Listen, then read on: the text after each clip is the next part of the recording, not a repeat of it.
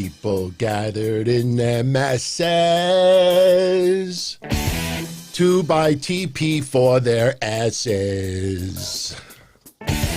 Evil cramps that spell destruction.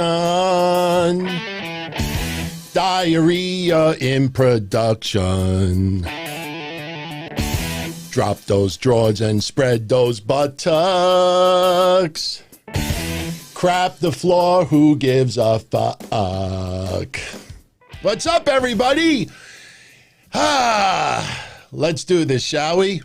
Yes, we shall.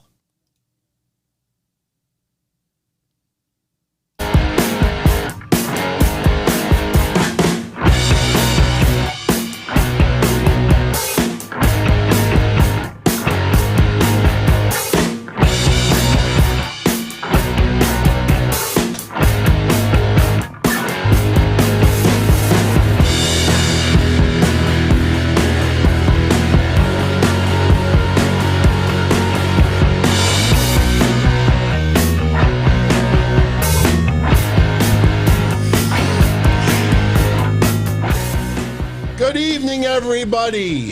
NXT Takeover is off the air not even 2 minutes ago. Awesome, awesome, awesome. You know,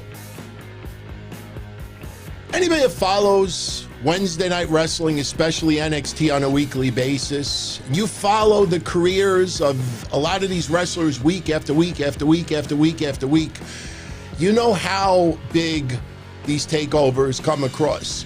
You know, look, I compare it to someone out there who watches a movie, a great movie, but they don't follow any of the actors and the actresses in the movie.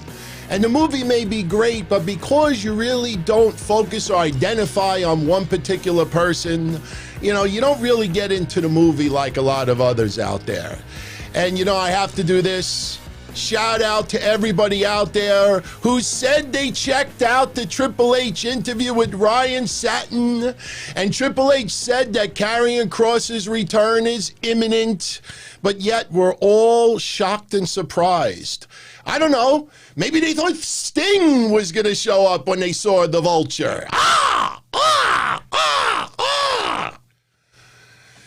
Look, the next big event for NXT is going to be January 6th, 2011. I wish it was 2011. Oh, man, I would have done so many things different in podcast land. But 2021, yes, 2020, bye-bye, almost over. But in my opinion, if Karrion Kross is ready to return to the ring, we probably, or I shouldn't say probably, but it looks like we may not see Balor versus Kross possibly until New Year's Eve. You know, that is only a month away. And I know what you're going to say. Well, a month is a long time. Well, Finn Balor, not for anything. And this is not Finn Balor's fault at all. But, you know, Finn Balor, does the interview today. Oh, once the other 2 weeks ago it was, okay, mice, you had fun eating the cheese. Now the cat is back. But then the cat went away for 2 weeks. The cat the cat didn't unlock the window. So the cat was on the porch outside the house watching all the mice inside playing for the last 2 weeks. Now somebody opened the window and the cat ran in. So now the cat's going to be back Wednesday. Wednesday will be 9.5 weeks. 9.5 weeks since Finn Balor wrestled in that ring. Exactly, 9.5 weeks. Probably not, I know it's outdated, but probably not the time they would want for Finn Balor's return. Google 9.5 weeks. Infamous movie, by the way. Infamous movie. 9.5 weeks. Anybody remember that? Steamy. But let's think about this for a minute. I know I pat myself on the back a lot, but when Finn Balor got injured back on, I think it was October 4th, or right around that time, you know, when you researched and saw what is involved with the broken jaw in 2 places, then we found out that he had the surgery No matter how much you got the muscles or you got this or you run 50 miles in the gym, it doesn't speed up the healing process of a bone, especially when you have plates and screws. It has to heal on its own. It's not like Triple H where he tore his quad, he came back in a lot less time, or Cena breaks his neck, and I'm exaggerating, and he returns a week later. When it comes to something like this, there's nothing you can do to expedite. There is no magic bone glue, you know? So when we talked, you know, a month and a half ago that this guy's going to be out 3 months, you know, people thought we were nuts. No, they didn't take the belt off him. There's no way they're going to leave without a champion for 3 months. Go add it up. Go add it up. We're already past 2 months. So you have him return Wednesday. We don't know if Karrion Kross is going to return this Wednesday or next Wednesday. Personally, I think you do a vignette for 1 week. You know, maybe Finn Balor, when he comes out to cut his promo about the cat being back and all this stuff, the cat in the hat. You know, maybe the lights go out.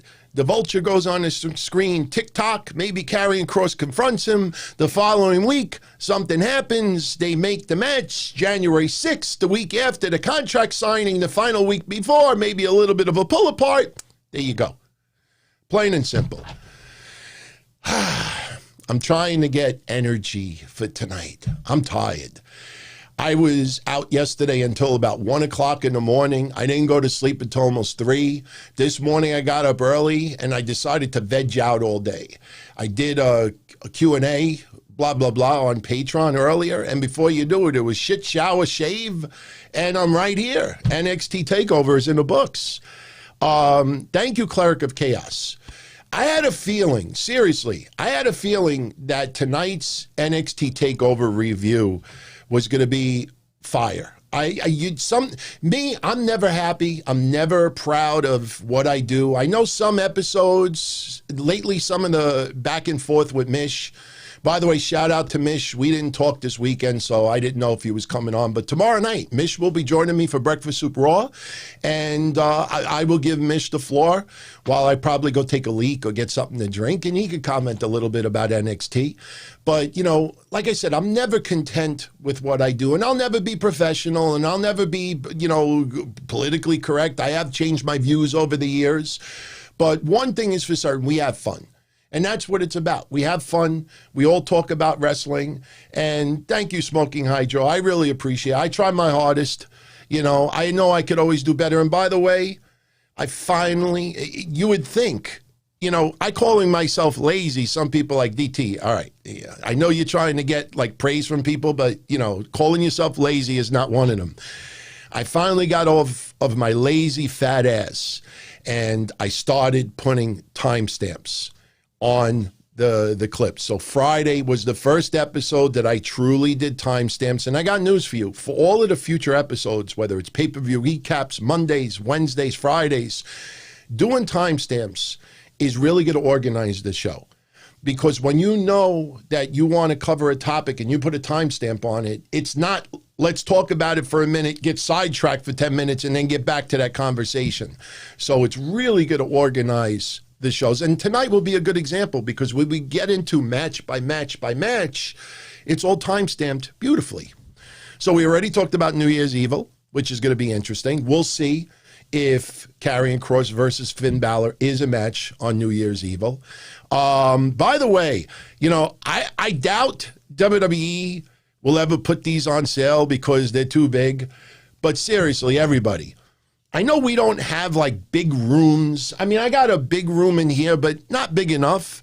But, you know, if you have a room, like you could put like a giant train set or something like that, maybe this would fit. But let's be honest. If WWE even put this up for sale for like $100, you mean to tell me you wouldn't buy one of those?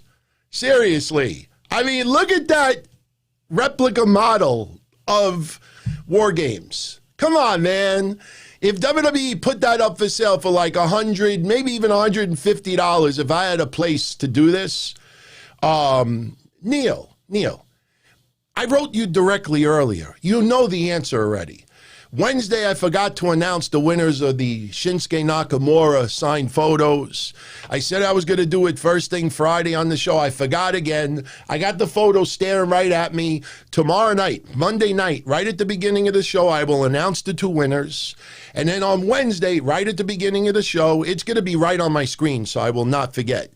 You know, very rare that I forget. But trust me, I want these photos out of here. They're not like regular 8x10s. They're like this big. And they're just like taking up space over here. So, yeah. But Benjamin says that was up for sale. That size, that scale, man, if that's up for sale, I'm deadly serious. I actually think I want to buy it and like put it in the background somewhere. I mean, I'm sure you probably wouldn't mind if I take away like a Precious Moment statue that, you know, has a real, you know, emotional attachment to me. The Don Tony personal photos in the back. Pac-Man, PlayStation. Oh, no, wrong way. PlayStation. I think we can make room. So, and yes, there was no way. Could we do the pose just for the recap tonight? This way, when I do the synopsis later, I could actually post a picture. Or, you know, maybe we should do this. This way, when I finish the show later and I put it online, you know, we show tribute. I know I had a picture up of me wearing a shirt that says shirt later. Come on, we got to pay tribute to Dusty. He's the one with the WarGames concept. So, yeah, that's why I'm wearing this tonight. Little tribute to Dusty Rhodes. The American Dream. Absolutely love that guy. I don't wear it for hits.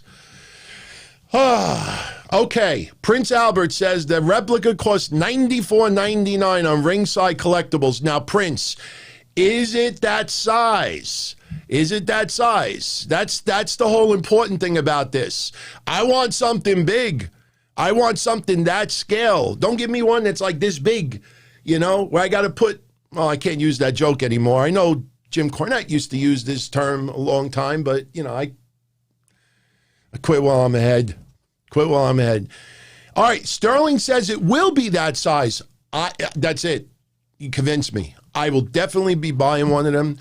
Since they're probably going to come disassembled, otherwise the box would be like this big, maybe we'll give away one on a Wednesday. One on a Wednesday. That sounds like a name of a podcast. One on a Wednesday. You know, maybe we'll give away one on a Wednesday. $100. That's what I said. I'd pay for that. So we'll see what happens. Shotzi Blackheart tonight getting a new tank, which we all said was going to happen, you know, and she was working in the warehouse with the, you know, the torches and the hammers and all that. So what do you think she was building? A lunchbox? What do you think she was building? You know, a new jacket? No, the whole thing was she was building a new and improved. And when they looked and saw those lights, remember Rhea Ripley, Ember Moon standing next to her? They were looking right at the front of that tank. I love it. I got news for you. If there was a photographer right in front of them, they should take the front picture of those four and have them autographed it and put it up for sale. Because if I could get a center picture of those four on the tank, autographed by four, I would buy it. I would absolutely buy it. And yeah, Austin. Oh, speaking of Austin Theory, didn't we just do the Vince impersonation on Friday? It was me, Austin. It was me all. How many times have I done that? How many times have I done that on this show? Especially over the last 6 months. You know, when you try to do some impersonation, you try to do the ones that work out the best. Unfortunately, a lot of you here are for wrestling. You're not here for the Muppets. So when I go, Kermit for Ark here, you know, it's like people are like, all right, big deal. All right, you can do that. Wow. I can't do Fozzie Bear right now. It's a little too late. And I can't do it sitting down. But I do the Vince. And I get to do it tonight. But we have to do it differently from now on. You know, when I used to do it just like Vince McMahon when he was revealed to be the higher power. But now, and you remember Jim Ross that day? Oh, son of a bitch. That went rolling through my head today. Somebody's got to take the Austin Theory thing from tonight and voice it over. Right after he says what he says, you got to pipe in Jim Ross saying, oh, son of a bitch. Seriously. But now when we do it, we can't do, it was me, Austin. It was me all along. Now you got to point So when you do Austin. So now it's like, it was me, Austin. Oh, no, I just screwed it up. Here we go. Let's do it again. By the way, you notice no buffering tonight? I changed all my wires. I was not happy. I was not happy just changing one. I changed all the wires. I rebooted everything. I changed settings, and things seem to be really, really solid right now. But yeah, we got to do it at the point, right? It was me, Austin. It was me all along, Austin. When I think about impersonations too much, they don't come out good. If I do it on a spur of the moment, they come out good. So, you ruined it, damn it! You ruined it! Remember, when you say ruined, you have to spell it with an S-H and a B. No, you got to just spell it with an H. It's not ruined with an R. It's ruined with an H-R. That's how Vince says it. He doesn't say, you ruined it. He says, you ruined it, damn it! Should we do the recap? I know I'm showing you various photos now, just to get the various photos out of the way so I don't have to keep clicking back and forth, because that's when things get a little bit screwy. First off, before I go any further, shout out to Crazy Cruiserweight. My thoughts on the 68 Harvard versus Yale college football game that ended in a tie of 29-29. Man, I wish I had money like you to spend it like that. I swear, I want to go on a wrestling. And seriously, when we're done, if JD is still doing his show, I'm going to ask him, what do you think about the fact that the McRib is back? Seriously, I've never watched that game. I wasn't even alive in 68. So, come on, man. But, yeah, I just, I do give him credit, though, that he actually knows all his history. I mean, he actually is a study of history. He really studies history. So I give him props. But thank you. Maybe I'll buy a McRib with that. I'll throw out the bread and I'll wipe all the sauce down. You know what I'll even do? I'll rinse it underwater. I know people will be like, oh, yeah. But, yeah, because of the stupid diet, I can't have any, like, sugary sauces or anything like that. But something tells me in the McRib, if you wipe off all the sauce and no bread, I probably can eat it. So we'll see. We'll see. Oh, man, Cleric. Yeah, I know the McRib is garbage, but come on, man. That's just like White Castle. You go to White Castle, especially if you're out on a Friday or a Saturday night and it's like 3 o'clock in the morning and you just want to get home, and it could be the worst neighborhood in the world and everybody is hanging out outside with gold chains and boom boxes and teeth that look like, somebody's belt buckle, and you see the big White Castle logo, you're like, fuck it, man. I don't care. You can have homeless people come, spare change. I want money. And I don't care. I still would pull over. White Castles and McRibs, it's like, see, I'm heterosexual. So for those who are, bisexual and gay, please, this is not any shot. But for me, since I'm heterosexual, I say this, but it's like me in my old days when I used to go to clubs. And, I'm not one of these goofs that'll be on social media and tell you all how they were Studley Dudley when they were back in the day. Was there ever a Dudley member called Studley Dudley? I know there was Dudley Dudley, Dances with Dudley, Devon, Bubba Ray, and Sign Guy. Was there Studley? I think there was a Studley Dudley. But if there wasn't, I'm not going to be one of these goofs that says, back in my day, I was Studley Dudley. No. I mean, me, I'd go to the club. I never danced, so I would just sit there, bobbing my head, having a drink, thinking I was Goodfellas. When I took a shot, I would go this with the pinky. And then 2 o'clock in the morning, the only thing that's the only thing that's left over is everybody's like, my friend left me. I have no way home. I got to call a cab. I want money. So I got the fatties. So that's what the McRib is. 2 o'clock in the morning, you're in the club and, you don't want to go home alone.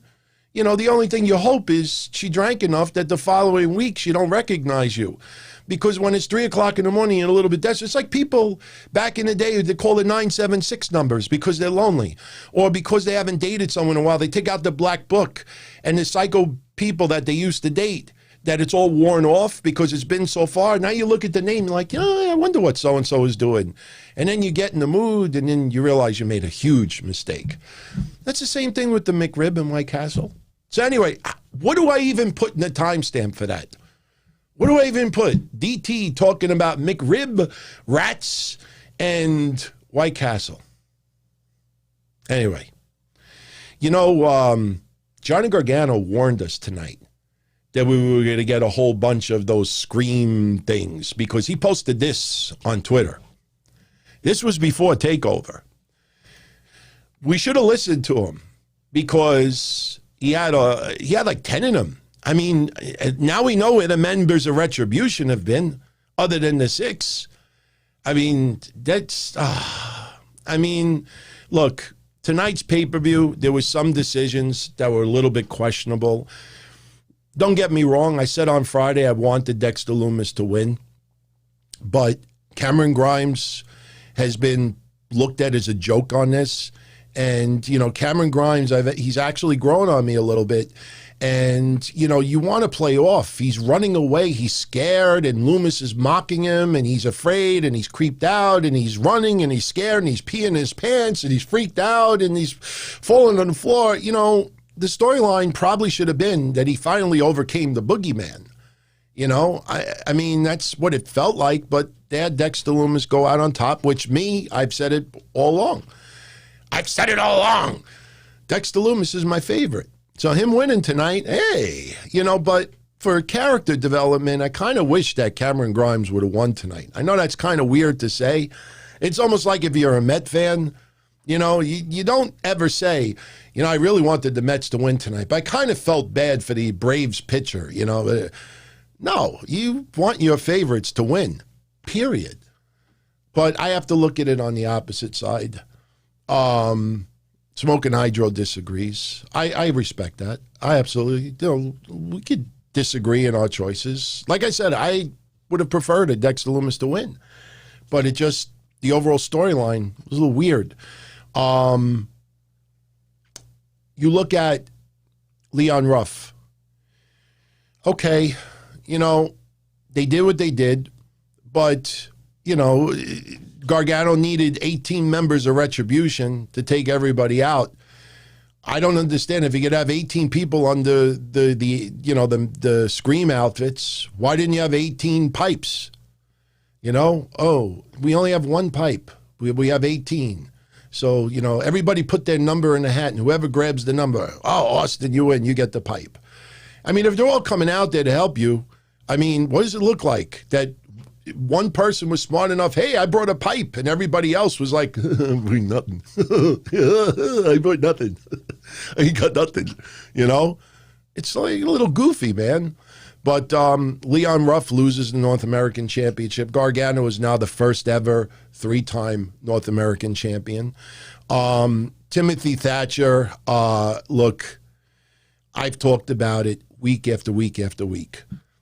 I feel bad for Timothy Thatcher, and I've said that before, because the guy is one of the most sound technical wrestlers in WWE and NXT. And, they started doing the Thatcher Statch Can to, give a little bit of a dimension on Thatcher, but it hasn't really clicked with fans. The quarter-hour ratings for Thatcher, which I cover every single week, the numbers. I don't need to get into it today. But I got news for you. Believe it or not, because this actually turned people with Gargano. Remember when Gargano got landed on his head accidentally? And people were a little bit worried, and then he continued and finished the match. I said it, and a lot of people said it online, like, I got a little newfound respect for that guy, just going through that match. And ever since then, I have completely changed on Gargano. Ciampa's mask is fire. Yeah, Ciampa's worn that before. But Ciampa's outfit, I love it. I love it. And by the way, I am very happy that Ciampa won that match. Because as we talked about on Friday, that's the storyline between him and Thatcher is stupid. It makes no sense. I don't want to get into the whole thing here. But for people that didn't check out Friday or maybe don't watch the regular Wednesday shows, the thing with Thatcher and Ciampa is Ciampa, when he first came back and he did what he did to, I think it was Jake Atlas. Remember when he attacked him and, did that like slingshot on the rope underneath the ring, actually? you know, Ciampa's whole storyline was that he doesn't like the new climate, the NXT climate. You know, the people of today, you complain long enough, you get something, and talking about the young people and how, you know, you whine and you cry and you get what you want.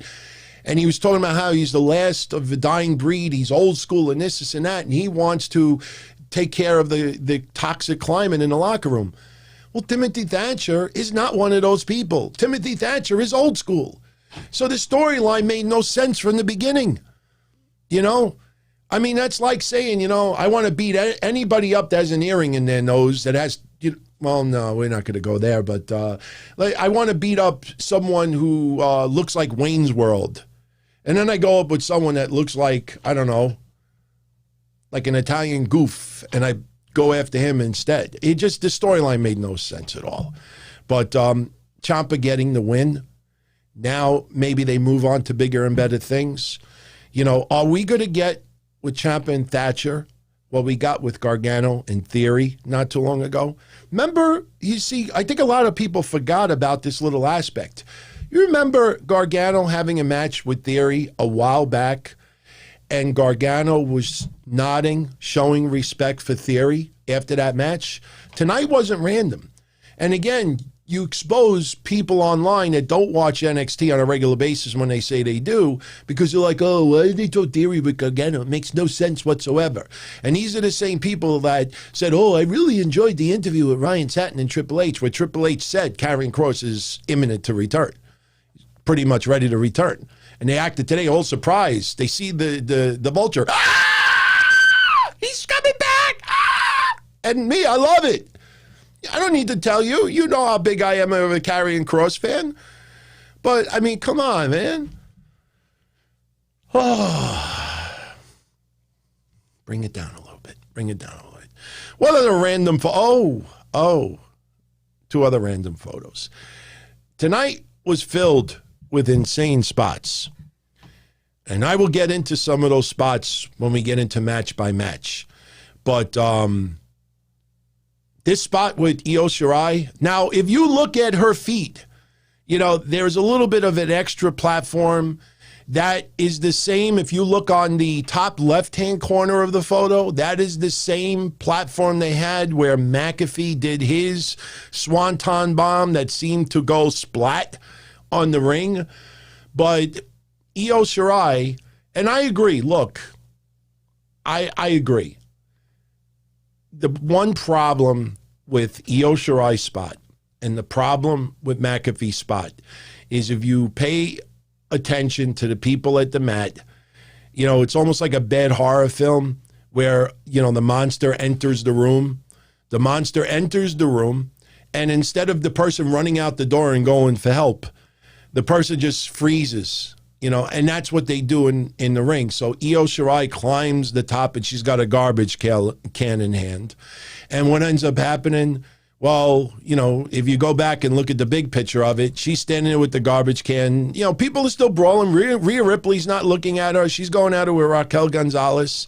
And then the next thing you know, she decides she's going to put on the garbage can. And then they threw it off the top rope. She threw herself off the top rope. And everybody's there like, hey, catch me, I'm falling. Dun, dun, dun, dun, dun, dun. So, you know, I mean, yeah, it is what it is. But you want to know something? You know why I could get past that? Because that takes a lot of balls to do a move like that. It takes a lot of talent. And, you know, you sacrifice yourself like that. You want someone to catch you. It's not easy. It's not easy to be brawling this way, and then you in the corner of your eye, you see Io Shirai putting the garbage can over her head, and right when she dives off, you do this, like split second, you know, because if you're not in the right place, not only can she get injured, you could get injured, you could land on someone else and get injured. So this is the reason why they do that more than anything. Hell, you know, I've talked about it. I don't remember his name, and I say this is one of the things that I thought was meant the most to me. I know it sounds like a weird thing, but even when I was doing crappy managing on the indie wrestling circuit, there was a wrestler here in the Northeast. He called himself Sabotage. And if anybody ever knows him or ask him about this, or if you interview him, he'll tell you.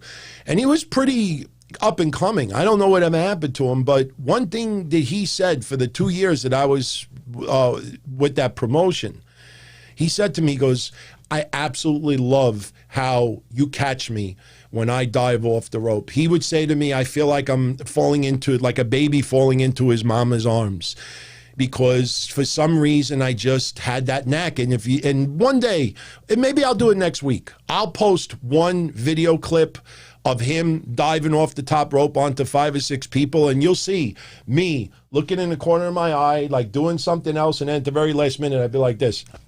And then he would just like land.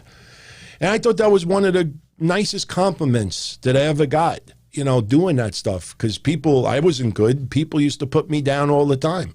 So anyway, enough of the random rambling. So shout out to Puffy89. That dive, yeah, I actually thought about Darby on that. The only difference with Darby is the ring would have been concrete, and there would have been nobody to catch his fall. There probably would have been, it would have looked like a bad Bugs Bunny cartoon. Seriously, if that, look, I like Darby Allin, but AEW's got to reel him in a little bit with those spots. But if that was Darby Allin, he would have been on the top. There would have been nobody in the ring. Instead, it would have looked like a bad Wild E. Coyote cartoon. There would have been a big X in the middle. And I guess his goal would be is to land, you know, top of the garbage can first onto the X. Seriously. We got to, you know what we got to do? We got to take Darby Allin's ridiculous spots, like diving off the bridge and all that, and we got to put like Bugs Bunny music to it, or the Wild E. Coyote music when it goes, you know, when Wild E. Coyote used to fall off the mountain and you just hear, that's what we got to do. We got to get that sound, those sound fights. What'd you think of Ember Moon's performance tonight? You know, I know some people were really hard on her early in the match. She got knocked for a loop. I don't know if people, you know, like you got the armchair quarterbacks. You got some people that didn't notice it, but, you know, she was taking a couple of shots, and there was one that you could see just like knocked her for a loop a little bit. But I'm really, really happy that she recovered the way she did. She did a phenomenal spot with the Eclipse later on. I got to be honest with you, and we'll start getting into the matches now, but I got to be honest with you. On a scale of 1 to 10, you know, and you got to really understand NXT pay-per-views, because NXT pay-per-views, if you remember the last one, I gave it, I think, like a 9 or a 9.5 out of 10. And the reason why I did is I said that that pay-per-view, I went from start to finish without getting up. And when I watched it again, I went start to finish again. NXT pay-per-views remind me of the old In Your House WWE events. And NXT, they did NXT In Your House, if you remember. But they only have 5, 6 matches for the most part. And they've been sticking with 5, I think, for the last 2 or 3. So when you only have 5 matches, number one, everybody gets ample time. You usually don't get bullshit finishes. Maybe some of you feel that the Gargano Priest Ruff match had a bullshit finish because of all the interference. All right, whatever. But the point is, with 5 matches, you know, there's no reason for us to talk more than 2-3 minutes a match. So 15 minutes, 20 minutes, you're done. So the fact that it's only 5 matches, and the fact that they put on performances like this, I mean, WarGames felt like war.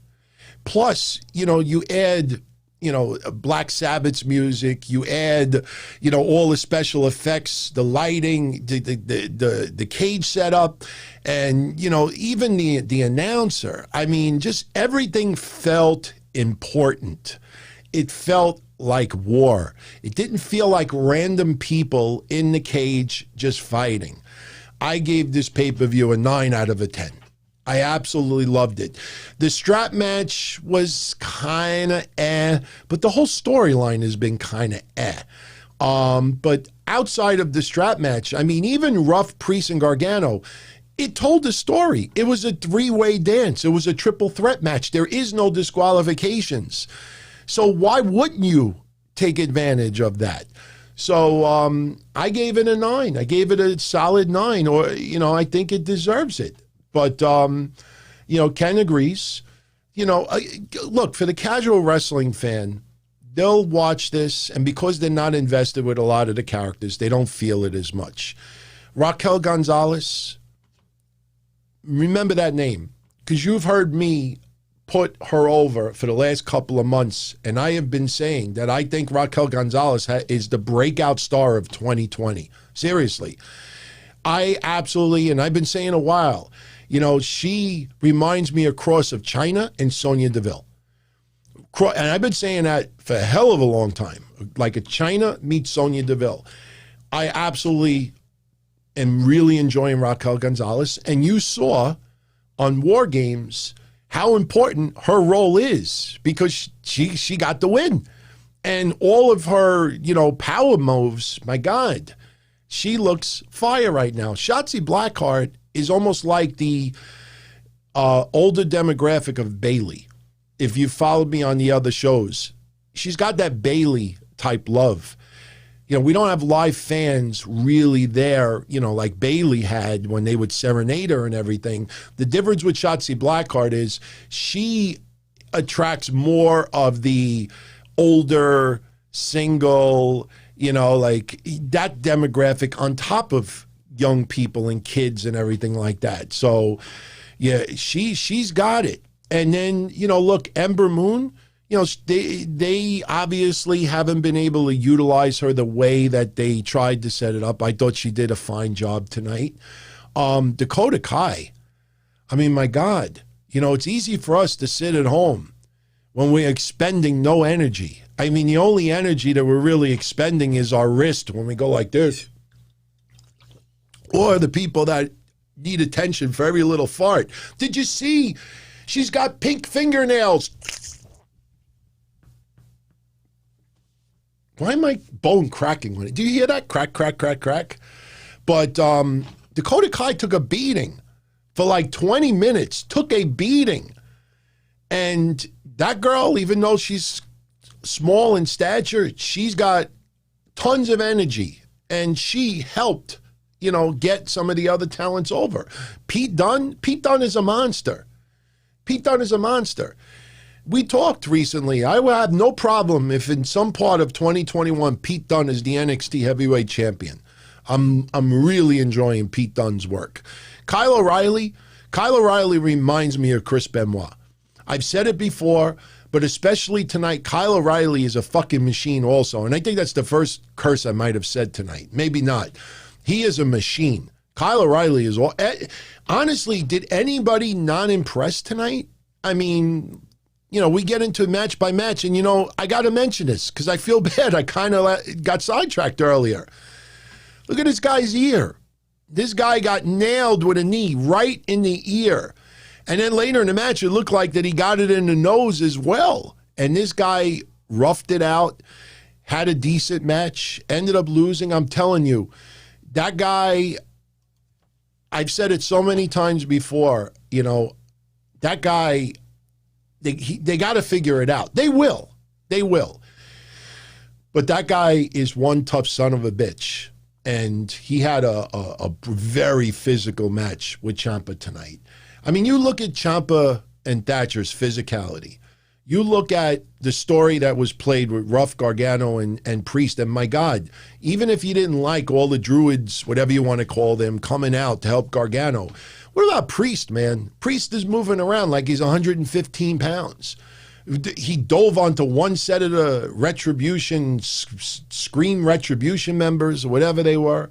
Then he's like, fuck this. I'll do a dive here. I'll do a flip here. I'll do that. The exchange that he had with Gargano towards the end of the match. I mean, everybody worked their ass off. And the WarGames matches.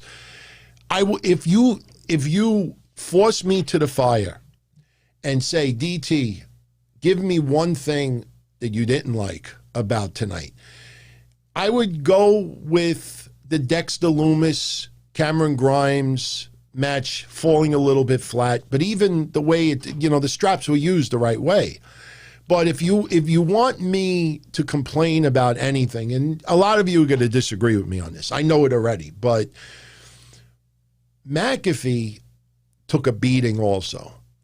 And when McAfee got hit with the Panama Sunrise and kicked out, it's at that point I was like, all right, man. I mean, I think this is a little bit much. If you go back and you look at that 5-6 minutes of physical beatdown that McAfee got, all right, just because you make $1 million in 7 different businesses or whatever it is, doesn't mean physically you should be able to withstand finisher, table spot, splat, finisher, kick, knee to the face, finisher, to Panama Sunrise, kick out.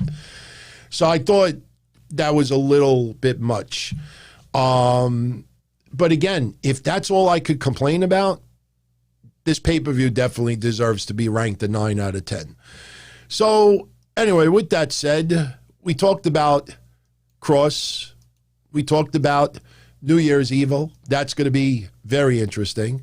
By the way, I don't want to go out of place, but, there was one part in the match. There was one of the matches tonight. When we get to the match, I'll show you, because I had a few of you asking me questions like, what did they mean by this? There was Casey Jones. Was that it, Casey Jones? Well, for people that don't know who Casey Jones is, I have the picture. We'll show it later. So anyway, let's get into WarGames. By the way, for anybody that might be new to the WarGames matches, these are the official rules. 2 teams would be contained in separate cages, with 1 member of each team starting in the match. After 5 minutes, a member from, in this case, Team Shotzi would be released. Then after a 3-minute period, they would alternate back and forth. Once all the competitors have entered the ring, WarGames officially begins. If anybody runs out of the cage, I always think of Lex Luger when he ran out of the cage that time against Bruiser Brody. But when one person, if they escape the cage, you lose the match for your entire team. And I got news for you. I don't think McAfee would have lost any respect points tonight. Remember when all members of the Undisputed Era, cornered him? If they would have hit all their moves and McAfee just opened the cage and ran out and ran away, that fits his character perfectly. Look at this rich bitch running away. I think people would have been fine with that finish, I mean, McAfee actually got protected tonight because he wasn't pinned. But, so those are the official rules. Remember, Team Shotzi had the first-person advantage. So there would always be a one-person advantage, when there was a one-person advantage, it would always be in Shotzi's favor. On the men's side, Team McAfee always had the one-person advantage. Yeah, Neil Ray says, Pat is a rich, annoying-ass bitch. But let's be honest, man, the guy actually has held his own in the ring. He does individual spots, but he sells punches well. Everything that Adam Cole gave him, he sold it, and he sold it fine.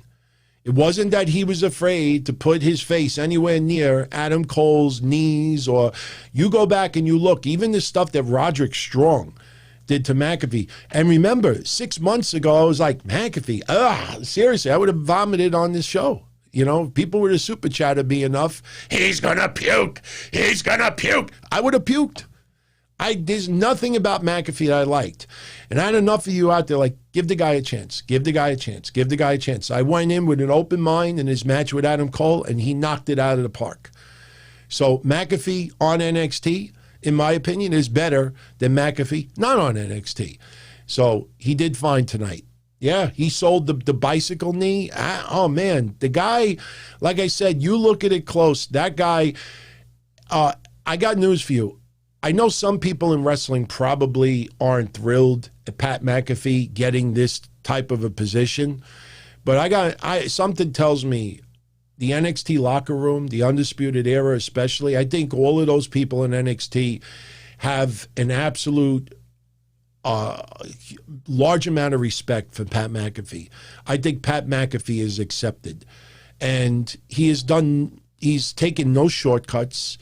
If you want to say, oh, well, he was the last person out of the cage, well, that's the storyline. So was Candice LeRae, so I have no problem. So you got to remember, rich-ass bitches sometimes have to act like rich-ass bitches. I brought it up about SmackDown on Friday when Sasha Banks is telling Carmella, I'm the baddest bitch that you would ever face. And then when she's trying to be the badass bitch and she's saying, Carmella, there's no question, you're one of the best, and you won that Money in the Bank, and you won this, and there's no taking that away from you. And then you throw the insult after. You throw the insult there, but you needed help. When you insult and you're the baddest bitch, you put that person down. You give them no credibility whatsoever. You don't make them feel this big. If they're this big, you don't make them feel this big and then make them feel this big. No, you go for the jugular every time. Every time. And everybody's agreeing with me. I know this is not a SmackDown recap, but seriously, if you're going to be an asshole, if you're going to be a rich bitch, you got to act like it 24/7. None of this. What did you all think about every member going under the ring? Because it reminded me of Christmas Day. When we were finally allowed to open presents, me and my brother would run out of the bedroom, but because I'm the older and I'm 2 years older than him and I was bigger than him, we would start running to the Christmas tree and get the fuck out of here. And I'd be the first under the tree, grabbing my gift. And then my brother would grow in the tree and grab his gift. If you're one of these people that had 7 brothers and sisters, you're all that's what it felt like tonight. The cage opens, everybody goes, and it's almost like when you let a dog, if you have you look at the WarGames matches, it's as if you had a big yard and you have 8 dogs and cats that all got to pee at the same time. And you're no, only one at a time is allowed in the yard. And every time, you let them out of the bedroom one by one, they would not go first right to pee or dump. They'd first go to a certain area of the grass where they sniff and hang out and look for treats. And every single person under the ring. Oh, I got a fire hydrant. I got a ladder. I got Singapore canes. I got a table. I got this. I got chairs. I got a fire extinguisher. I wanted somebody to go under there and find nothing or find something ridiculously bad, something that wouldn't have made sense. But seriously, in Austin, am I wrong? He's saying that's look, I'm telling you, you open the door and you got 7 animals that all have to pee and shit and they're holding it in. Us, we're when you're standing in a bathroom and you got to go and somebody's in there and you're like this, but with a cat and a dog, they're not sitting in the room with the door going like this. No, they're just standing there. And then you open the door. And then what do? They don't go and pee a crap. They go look. They go under the deck on your porch to see what's going on first. All right. We're 47 minutes in. Let's get this going. WarGames opens up. Io Shirai, Rhea Ripley, Ember Moon, and Shotzi Blackheart versus Candice LeRae, Toni Storm, Dakota Kai, and Raquel Gonzalez. I took notes. Match started out a little bit slow. First, we originally, by the way, I love the new tank. I love that it shoots out like the Nerf darts. It was funny with Dakota Kai in the cage. Shotzi shot the dart, and it hit the cage, and Dakota Kai's like startled. I thought that was great, man. I thought that was great. Let me see. What's this over here? Crazy Cruiserweight's asking me, will NXT's rating rise on Wednesday? It should. It definitely will. Look, Raquel Gonzalez versus Io Shirai is probably in the next feud, the Io Shirai's belt. That might be the way to go. That's what it kind of felt like after tonight. Finn Balor, we'll see if he gets confronted by Karrion Kross. Storyline-wise, Karrion Kross returns. Karrion Kross should not go after Ciampa. Karrion Kross should not go after Priest. Karrion Kross should not go after said babyface. Karrion Kross should go immediately, I want my title back. I want my title back. So if there's a confrontation this Wednesday, it's got to be Balor and Kross. It only makes sense. So, yes, I think this week's rating goes up. Look, I think it's only a matter of weeks that we're going to have a quarter hour where pro wrestling on Wednesday night is going to surpass 1.7 million viewers. You watch. You watch. Before the middle of January, within the next month, you will have at least 1 or 2 quarter hours where pro wrestling will exceed 1.7 million viewers. That's pretty damn impressive on a Wednesday.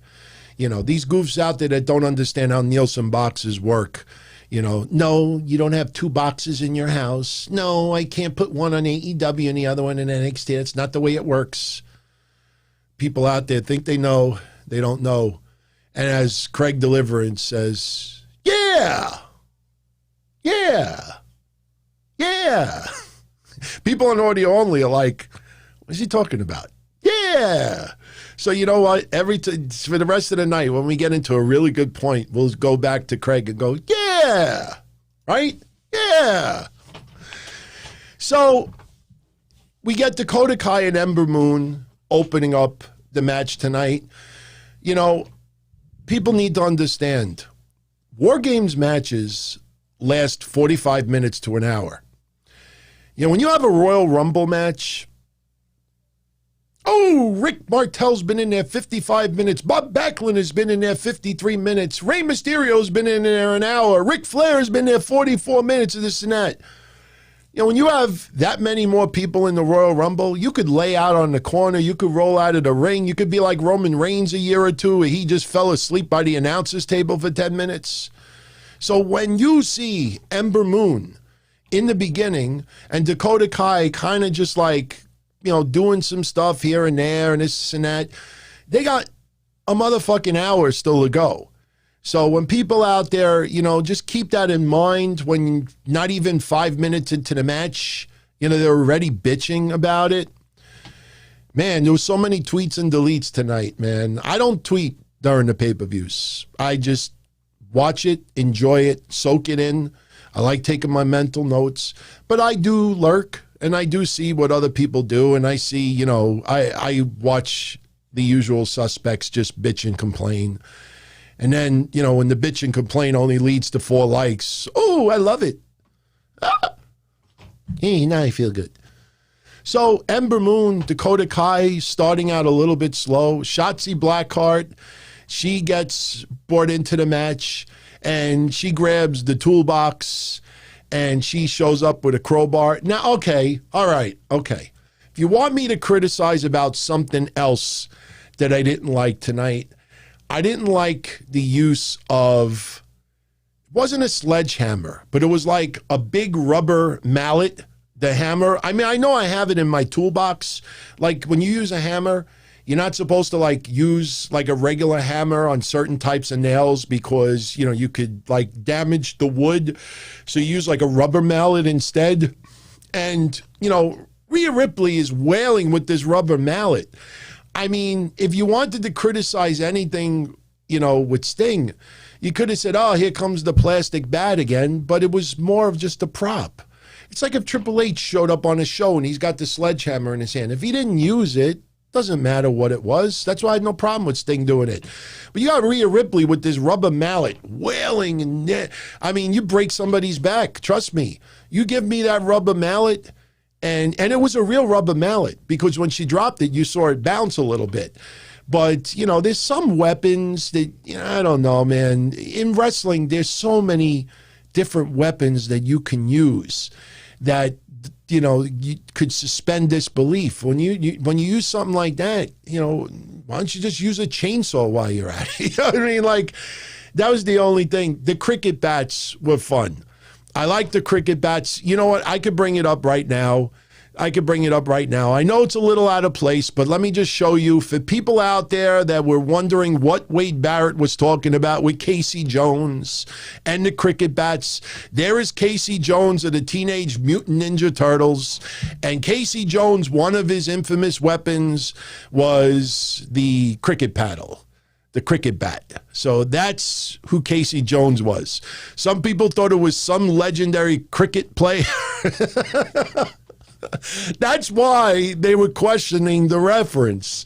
Like, people were looking like, is he a Hall of Famer from the UK or Yugoslavia or whatever? No, he was a Ninja Turtle character. So, but look, anybody knows me, Bob O'Mac, for example. I hated the Teenage Mutant Turtles. Donatello, my God, Donatello, I wanted to cut his feet and his arms and then put him on his shell, on his back, so he would just lay there and go like this. You ever do that to a turtle? You take the turtle and you put him upside down. You don't do it long, but you put him upside down and you just see the feet because they got no hands. They're like this. They can't turn around. In fact, you want to know, I'm going to turn this into a good thing. There's an infamous clip. It's been floating around social media now for a couple of months. There's an infamous clip. You got to go out. Now you got to go look for it. There's an infamous clip of a turtle that is upside down. Now, if you compare it to like my neighborhood, if I was like some Italian turtle and I'm upside down and my feet and my arms are dangling like this and I can't flip over, you go watch it. A female turtle walks by and the female turtle sees the other turtle upside down like this, and the female turtle with its head goes like this and knocks the turtle over. And the turtle no-sells her.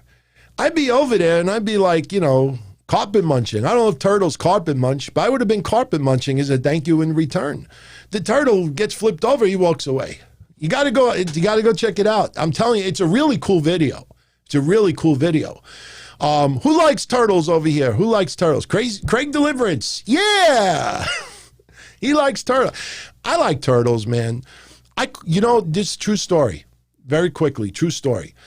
I caught a turtle once in Hempstead Lake State Park. I went fishing and I got a bite and it was heavy and it was pulling a little bit, but not a lot. And so I knew I caught something that was alive. I thought it might have been an eel or something.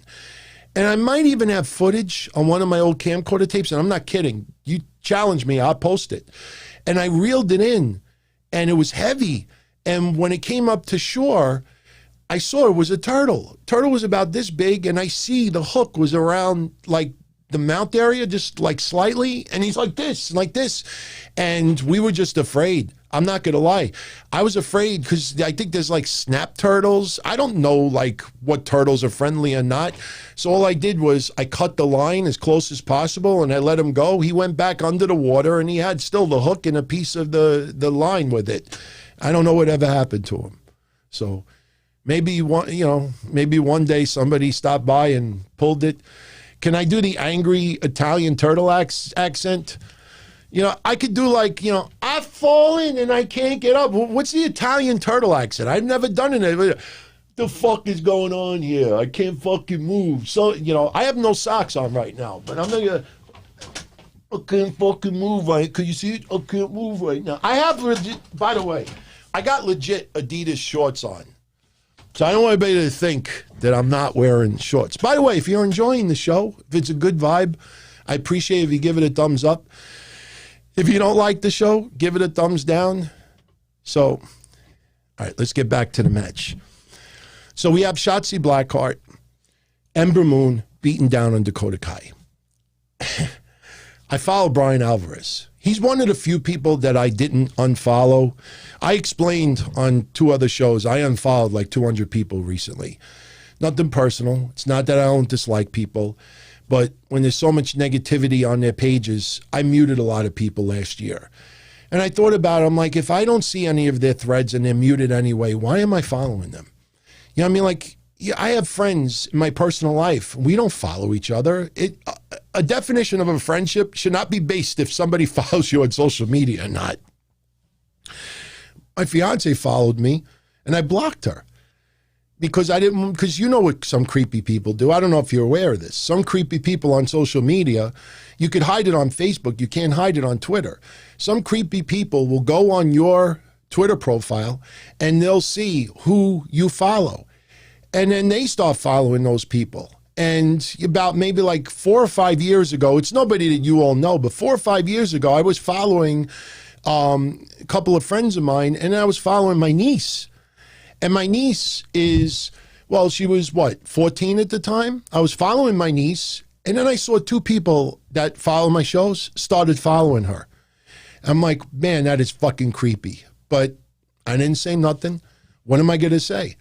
So some creepy shit going on out there. So anyway, I follow Alvarez, and I notice Alvarez and a bunch of real hardcore AEW fans out there shitting on the fact that Shotzi Blackheart and Ember Moon have the 2-on-1 advantage against Dakota Kai. That it didn't make sense that the heels are supposed to have 2-on-1. I'm like, you know, when you have a fucking feud with someone and you're trying to get revenge, I mean, if that's their mentality, how do they feel when all 4 members of the Undisputed Era started taking turns beating up McAfee? That is such a dumb analysis. You know, did they complain in the 80s when there were WarGames matches? The reason to have the upper advantage, it's not just so you could be in the ring and like, there's 2 of us and there's only 1 of you. What are you going to do about it? Do the Will Hobbs, that face. Seriously, you get the upper advantage to get the upper advantage. It's like if I'm playing football against you and it's a one-on-one, or better yet, we're playing one-on-one basketball. But guess what? You know, we're going to do this little thing, and like every 2 minutes, another player is going to be on the floor. And then we play like, we used to do it the points, like you do a 3-pointer here and a 2-pointer here. And the idea is that one of you two get the upper advantage. So there's going to be a 2-on-1 in the basketball court. And me, I sucked at basketball. But if it was 2-on-1, I kind of looked like a Harlem Globetrotter. I'd be dribbling the ball, and I just pass it off to my friend who knew how to play. So, my God, if you're going to shit on that, then you're shitting on Dusty. You're shitting on WarGames from the 80s. That's the whole reason to have the upper advantage. Oh, man, people complain. No, I'm not. Ken, I'll do the barefoot turtle again a little while. What did I start over here? This one is asking me to do angry Italian turtle accents. This one is telling me do the barefoot turtle again. Someone is telling me to kick the fridge. You know, is that Maria Manic that did that? Kick the fridge? No, thank you. No, thank you. I ain't stupid. Kick the fridge. It's like if somebody super chats me, punch yourself in the face, you know? So the 2-on-1 advantage made no sense. Yeah, made no sense. None whatsoever. You have the 2-on-1 to get the 2-on-1. Plain and simple. When the nightmares, whatever they're called, the Golden Nightmares or Who Dat and Dustin, when they're beating up one member of the Dark Order, the baby faces are beating up the one member. So people have too much to complain about. So Raquel Gonzalez is in the match next. So now it's even again, 2-on-2, and here's where Raquel Gonzalez, if there was a coming out party tonight, it was Raquel Gonzalez, the coming out party. Shotzi Blackheart's already over. Io Shirai is already over. Rhea Ripley's already over. Candice LeRae has already got her stride. Ember Moon, okay, you know, sorry for annoying people, but, you know, Mama wants some gold, baby. Turned into Mama wants a little gold, maybe. It went from baby to maybe. So Ember Moon hasn't had the success that she thought she was going to have, but I don't think a lot of that is her fault. I love people online trying to analyze it. You know, Ember Moon really hasn't been over with the fans ever since she returned. I have to like do a double take. I'm like, what? Because the LED panels aren't going moon, moon, moon, moon, moon, moon. You look at the main event tonight. There was one little kid. I don't want to mention what he looked like. But there was one little kid, if you go back and you look at when they were doing side shots at a cage match, they had the screen on him, and the kid was picking his nose, like looking around, like, come on. You're going to base Ember Moon's reaction to LED fucking D screens? Dumb. So Raquel Gonzalez comes in. She starts just using power on everybody.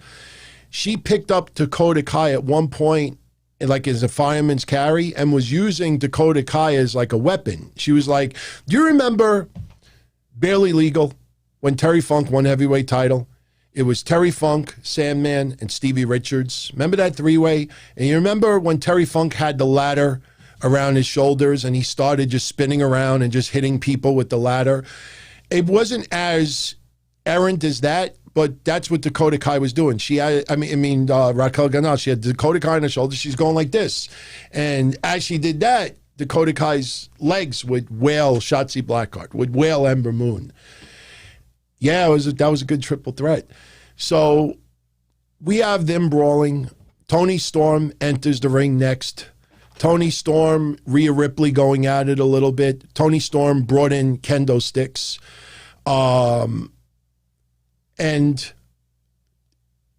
Actually, before I even get into Toni Storm, Rhea Ripley entered the match. And that was important because Rhea Ripley and Raquel Gonzalez have had a little bit of a feud. And there was one point where Rhea Ripley was in one ring, Raquel Gonzalez was in the other ring. And they just perfectly did this. Like each one turned their head the other way and stared at each other. And I tell you, I love the dynamic between Rhea Ripley and Raquel Gonzalez. We had just power moves from Raquel Gonzalez. This is when Rhea Ripley took out the mallet, and again, it was a little bit goofy, but it is what it is. So now as Raquel Gonzalez and Rhea Ripley continue their brawling, Toni Storm enters the match. She comes in with like 3 or 4 kendo sticks, and they immediately went after Rhea Ripley. Toni Storm, I tell you, I understand why some of you are physically attracted to her, but she really can go. You actually look and see some of the suplexes she lands and some of the moves that she does. She really can go. Toni Storm is phenomenal. There was a couple of points. Toni Storm exposed a few turnbuckles, whipped Rhea Ripley into the turnbuckle. And, everybody was physical. It wasn't that anybody was taking a coffee break. I mean, there was points where somebody would sell being knocked out for a little while. I mean, everybody deserved a breather a little bit. But, a lot of love in the chat right now for Toni Storm. But, CM Punk did that a lot. A lot of people have done that ladder spot over the years. Absolutely. Didn't Jeff Hardy do that ladder spot very recently? There was a ladder match. I remember Jeff Hardy either being the recipient of it or was taking the shot. So that's been done many times. But Io Shirai enters next. And, basically the story originally was that they were not letting Io Shirai in the ring. Every time Io Shirai would try to get in the ring, Raquel Gonzalez would knock her for a loop. There was one point where Io Shirai tried to bring in, I think it was a ladder. And was it a ladder?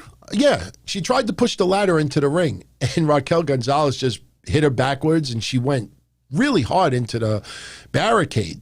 Then Toni Storm takes, I guess, her belt off, or maybe it was Rhea Ripley's belt that was in the ring, and wraps it around the cage door so Io Shirai can't open it. There was another point Io Shirai does. It almost looked a little comical after a while. Every time Io Shirai tried to enter the ring, somebody would knock her down. She was halfway climbed up the cage, she got knocked down. So finally, she ends up getting into the match. And officially, WarGames is about to begin because the final entrant was Candice LeRae. Io Shirai immediately wants to get into the ring. Candice LeRae comes down to ringside. Now remember, up until this point, Io Shirai's not in the match yet. And WarGames doesn't start until everybody's in the match. So Candice LeRae goes around ringside. She sees Io Shirai. And Io Shirai wants to go at it with Candice LeRae a little bit. And here comes Indi Hartwell. Like I said, I have nothing against her, but if you look at her closely, very, very few reaction. I mean, I was kind of amazed when she locked the cage door and put the padlock and she put the key in her shirt and she's telling the officials, go get it, go get it. I thought that was good, but I was like, she speaks. She's got to react. I mean, most of the time, if you look at her, she's got the same look on her face, you know, but she gets involved a little bit. She's still wearing the neck brace. And finally, Io Shirai, you know, is allowed to get involved in this match, and the match starts. And basically, what ended up happening, like I said, is you had all the members brawling in the ring. Io Shirai is nowhere to be found. Then they do the far camera side, and you see Io Shirai at the top of the cage with the garbage pail. Puts it on, dives off. And again, I don't need to repeat what I said earlier, but she lands on all of them. And, you know, I know everybody online was talking about it. And it was a great visual. Thank God, you know, nobody got hurt. Thank God it was smooth. I mean, it's not a huge fall, but, you know, all you got to do, you know, garbage can and gravity, you know, all you have to do is just a little bit off and somebody could get hurt. But it looked really, really well done. They're brawling. And now, you know, here's where everybody really starts hitting their spots. You had Ember Moon hitting the Eclipsed through onto two chairs. Did she do that to Dakota Kai? Or did she do that to Raquel Gonzalez? I'm trying to remember. In chat, bail me out of this one. Because all I know is she set up the two chairs and hit the Eclipse. And, I mean, it looked beautiful on TV. And, again, there's some people I don't think realized that Ember Moon was knocked for a loop early on in the match. It maybe, you know, took her a few minutes to regain, like, all of her composure to get back at full strength. But, yeah, it was Dakota Kai. I thought it was. Because Dakota Kai took a beating tonight. I mean, she really... You know, she worked her ass off tonight. But, and by the way, Dakota Kai, to get a little revenge on Io Shirai, I rhymed. I'm a poet in case you didn't know it. But Dakota Kai hits like a double stomp on Io Shirai with the pail on top of Io Shirai. You had Shotzi Blackheart with a beautiful backsplash, almost like a coffin drop off the ladder. Candice LeRae is laid out on two chairs. You know, they were trying to sell that Shotzi Blackheart took a lot of the... I even think that's when Wade Barrett said that Shotzi took a bullet, you know, like for herself also. I mean, you had Raquel Gonzalez, like I said, doing power moves all night long. And how the finish happened was... You had, between the two rings, you have the grate, the metal grate. And that allows everybody to walk in the middle between the two rings. Otherwise, look like a bad cartoon. So you had the metal grate, and there was one point where Io Shirai tried to do a move onto Raquel Gonzalez. And what happened was, between the two rings, there was a ladder laid out between the two. So there's a ladder between two rings, and you got the metal grate. So Raquel Gonzalez and Io Shirai are climbing towards the top of the rings. And we think that Io Shirai is going to, you know, do either a flip or Huracan Rana or something to put Raquel Gonzalez through the ladder.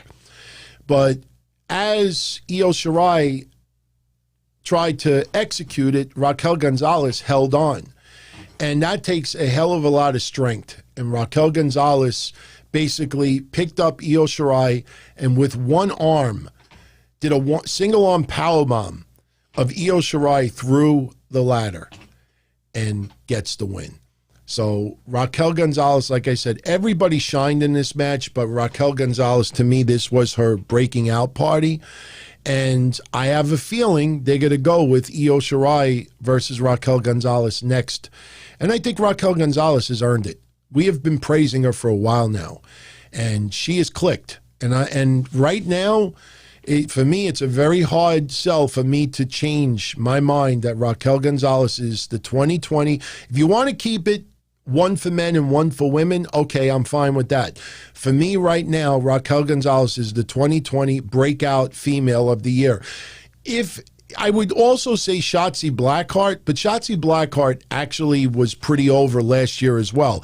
She's on a whole another level, you know, but Raquel Gonzalez came out of nowhere. And if you want, you know, maybe Rookie of the Year might even be better if you want to use that. Raquel Gonzalez, Rookie of the Year, and Shotzi Blackheart, Breakout Star of the Year. I don't think many people would argue with that. Phenomenal match, went on, good hour, and I don't know how anybody could have complained about it. I mean, it was war. It felt like war. It felt like everybody had legit animosity. Couldn't do any better. Couldn't do any better. Timothy Thatcher versus Tommaso Ciampa. This was a fairly quick match. There was one point in the match, I don't know if you all saw it, but Timothy Thatcher hit Ciampa with an uppercut. And it seemed like the refs were a little bit, I mean, maybe it was just telling the story, but the refs seemed a little bit concerned. Maybe it knocked Ciampa for a loop a little bit, but Ciampa was able to continue. Then you had the running knee strikes, and Ciampa just connected, I mean, really connected with Thatcher in the ear. His ear immediately started bleeding. Hopefully Thatcher is okay. You know, I immediately think back to Greg Valentine, Roddy Piper, the infamous chain match.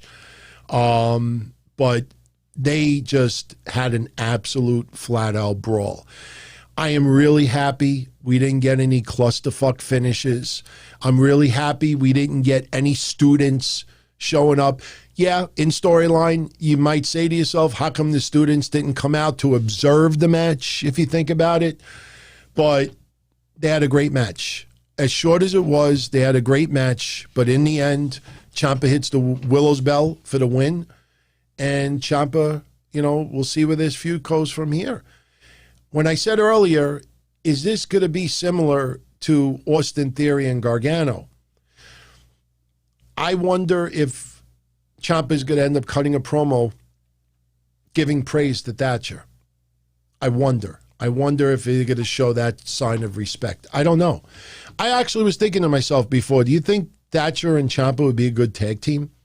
Because you look at the level of tag teams in NXT, I think the tag team division is their biggest crutch right now. Balor not defending the title for 9.5 weeks is also a crutch. But the tag team division, I think, has suffered a little bit. To me, it hasn't been the same since Matt Riddle and Pete Dunne were forced to split up. So I think Thatcher and Ciampa, that would be an interesting tag team. Just something I was thinking about. So I don't know how you all feel about it. But again, you know, it sucks that sometimes someone legitimately getting busted open or someone legitimately suffering a little bit of an injury seems to be the turning point where, you know, because it happened with me with Gargano and it happened with a lot of you with Gargano. Sometimes someone takes a bump and, you know, they get, you know, risk of an injury or something, and the person roughs out the match, and maybe because of just that respect of not packing it in early. Was it Kalisto that time that had the broken finger or the dislocated finger, and he insisted that they stop the match? Was it Kalisto? I think it was Kalisto. And, you know, when that happened, I was like, come on, man, give me a fucking break. Seriously? You finished the match, you know, it was like a dislocated, it was something like that. I don't remember. I think it might have been Kalisto. I'm sure someone out there will remember it. By the way, let me know, everyone. In fact, I've been looking. There has been not one. Sin Cara? Was it Sin Cara? Oh, was it the original Sin Cara? No. I don't. Is it really Sin Cara? Was it the original Sin Cara? Maybe that's what it was. Yeah, Sin Cara. That's right. That's right. I remember the middle rope got the finger. Oh, man, that was bad.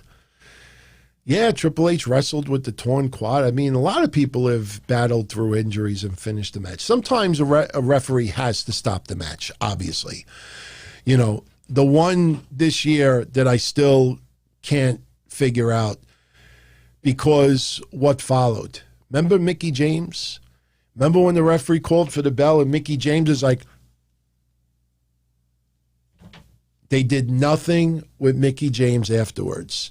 I've seen more Mickie James taking pictures of her with Dixie Carter visiting her house, I think, for the holidays than anything else. Sad, really sad. Put Mickie James in NXT. I think we've talked about that before. So Ciampa gets the win. Glad because the storyline, again, didn't make sense. Yeah. Next match, because remember, we only had 5. Dexter Lumis beating Cameron Grimes in the strap match. You know, they did their, what is typical with a strap match. Someone tries to leave the ring, they're pulled back in. Someone's outside the ring, they pull the person, you know, runs into the guardrail, does this, the post, whipping a little bit. But to me, this match felt a little bit flat.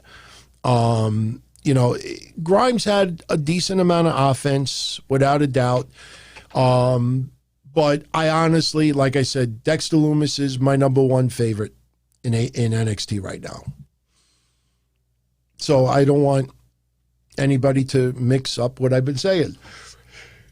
Oh, I'm tired. Been up since early in the morning. Cameron Grimes has been afraid of the boogeyman. Storyline, he's got to overtake the boogeyman at least once. That's why I'm kind of wondering if they end up becoming a tag team. Because that's something I've thrown around a few times, and some of you out there think that I'm nuts. Some of you out there think that that's brilliant. I think there would be a very interesting dynamic of Cameron Grimes and Dexter Lumis as a tag team. It almost feels, like I said, look at the roadblock they have done with Killian Dane and Drake Maverick. Look at what happened.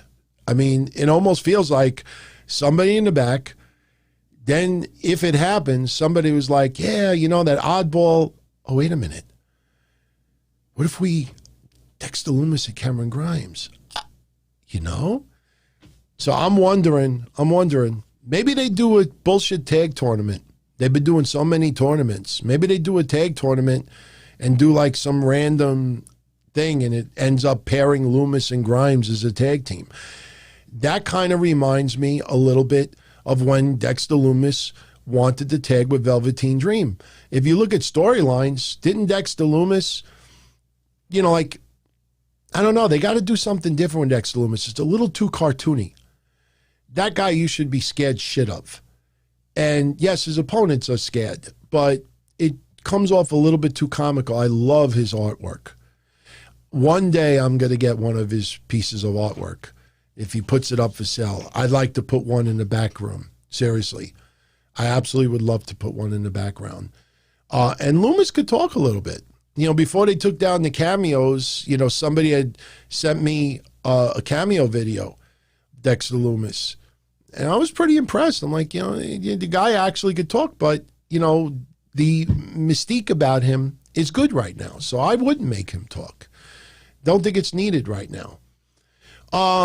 So Dexter Lumis, you know, basically what ends up happening is Dexter Lumis puts the submission move on Cameron Grimes in the middle of the ring. Cameron Grimes is not tapping, and then Dexter Lumis kind of wraps the strap around Cameron Grimes' head, and I guess pulling it back, pretending he's going to squash it like a pimple, that Cameron Grimes taps. Dexter Lumis wins. I want to see where it goes from here. It's funny because I actually think Thatcher and Ciampa would be a decent tag team, but I actually would be interested in seeing a dynamic of Dexter Lumis and Cameron Grimes as a tag team. I think it would be pretty wild. You know, I don't know. We'll see. We'll see. I mean, obviously it's going to lead to something. But again, as much as I enjoy Dexter Lumis and he's my favorite, I still think Cameron Grimes should have came out on top. That's why I think something else is going to happen, because it's almost like in your dreams. You know, in your dream, you never die. You never get, you know, like seriously injured. For some reason, I don't know if this happens to you in my dreams, but in my dreams, if I get people that confront me with knives and with guns, every single time I talk my way out of it.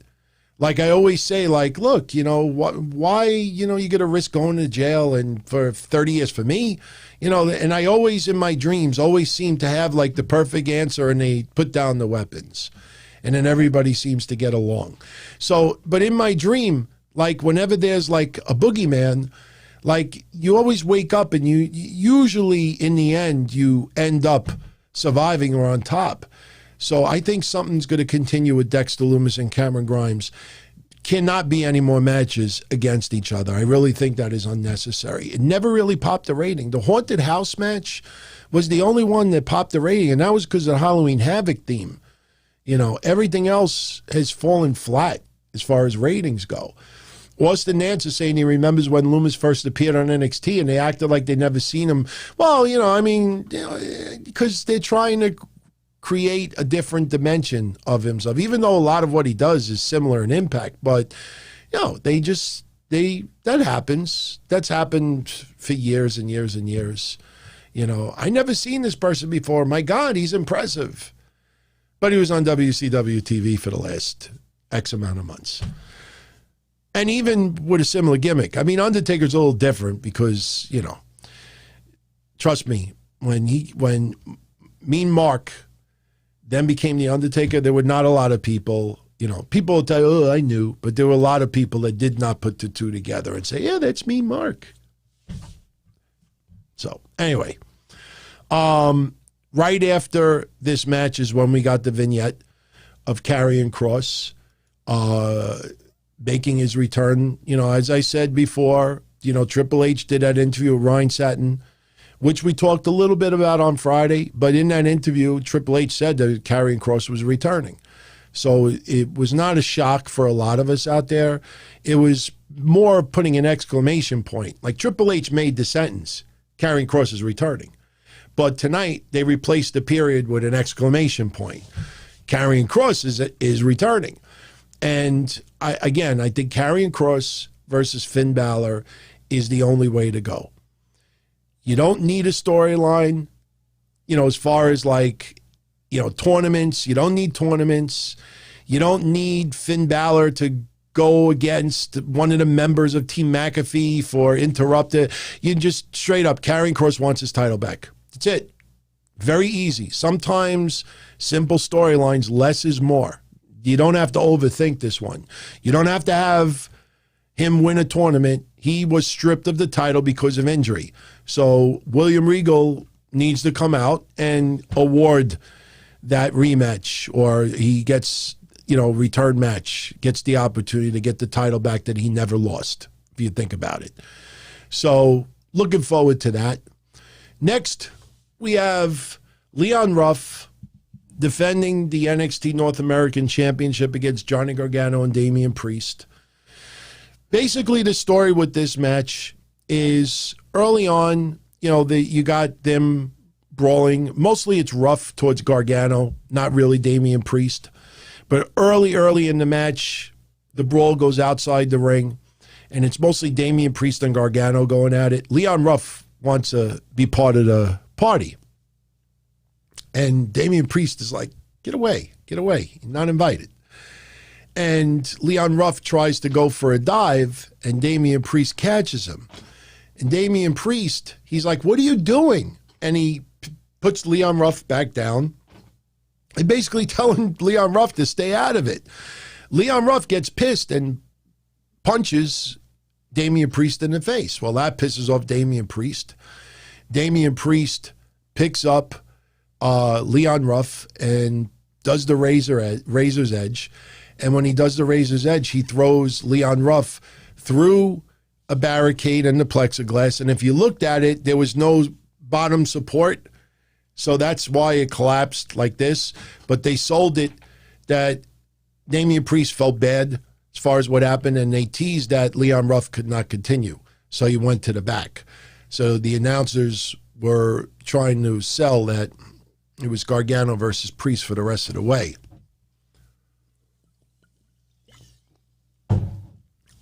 Justin, I'm surprised, man. You can't take Damian Priest serious? Damian Priest, man. That guy is light on his feet. I mean, that guy actually could go. I think he is the next big star to come up to WWE and actually make a name for himself. I'm telling you, I don't know. I've praised Damian Priest for well over a year. He's got it. He's got the look. He's charismatic. His voice is impressive. It commands attention. He's got the look. He actually could go in the ring. You know, right now, honestly, when you see how Raw is being run and you see how SmackDown is being dominated by Roman Reigns right now, you don't want Damian Priest to be brought to the next level because he'll get stuck in limbo, you know? That's why Keith Lee right now, Keith Lee, they're taking their time with Keith Lee. Royal Rumble, for me, it feels like Big E is going to be the one to get the next big push. So Keith Lee, maybe he's got to wait another year. But some names, I don't want to see him get graduated to the main roster right now because they may not do a hell of a lot. Jeremy says Scarlett and Toni Storm would make WWE great again. Well, Toni Storm's already wrestling. Scarlett, I mean, she's beautiful and have an awesome entrance and everything. But you need to remember, this is not a knock on Karrion Kross. You know I am a huge supporter of his. But if you remember my quarter-hour ratings breakdown, you know, the numbers weren't popping. Various reasons. Can't blame it on Karrion Kross. There was a lot of other factors involved. You got to think of the AEW storylines at the time. You got to think about, you know, how and everything was going on with Keith Lee. You know, that whole feud with Keith Lee leading up to the, remember the fireball with the contract? Go back and look at the quarter-hour ratings for that. You know, unfortunately, and it was something that we all noticed the trend with Keith Lee. Keith Lee wasn't banging ratings in NXT towards the end.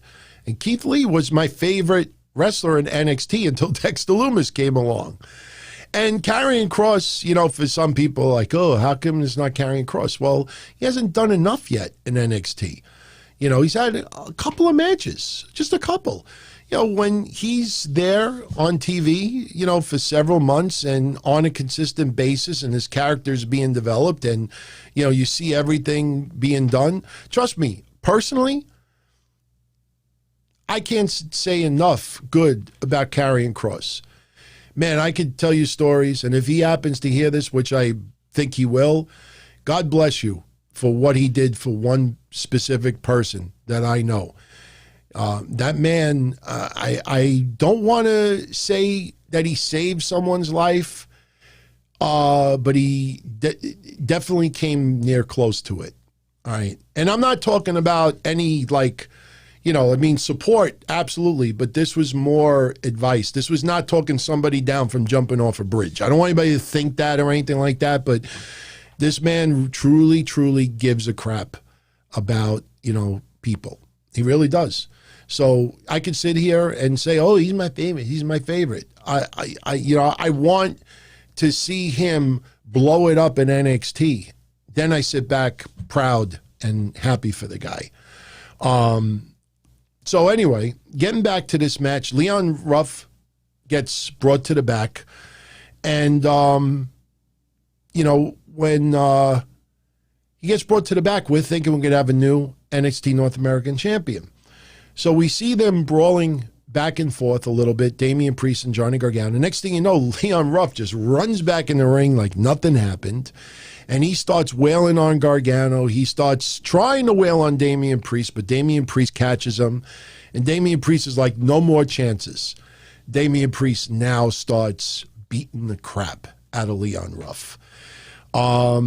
We saw one point where Damian Priest was going to hit Gargano with the flatline.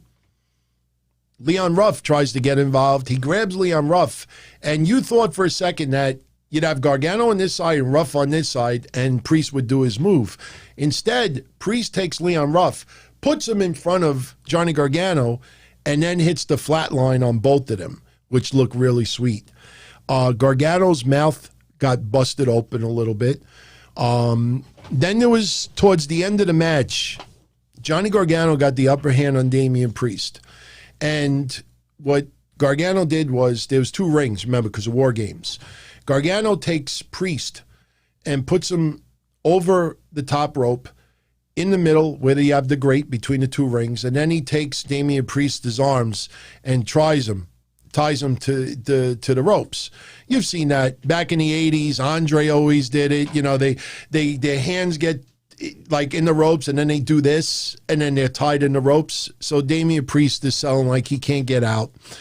So Gargano starts going at it with Leon Ruff. At the very end, Damian Priest somehow frees himself and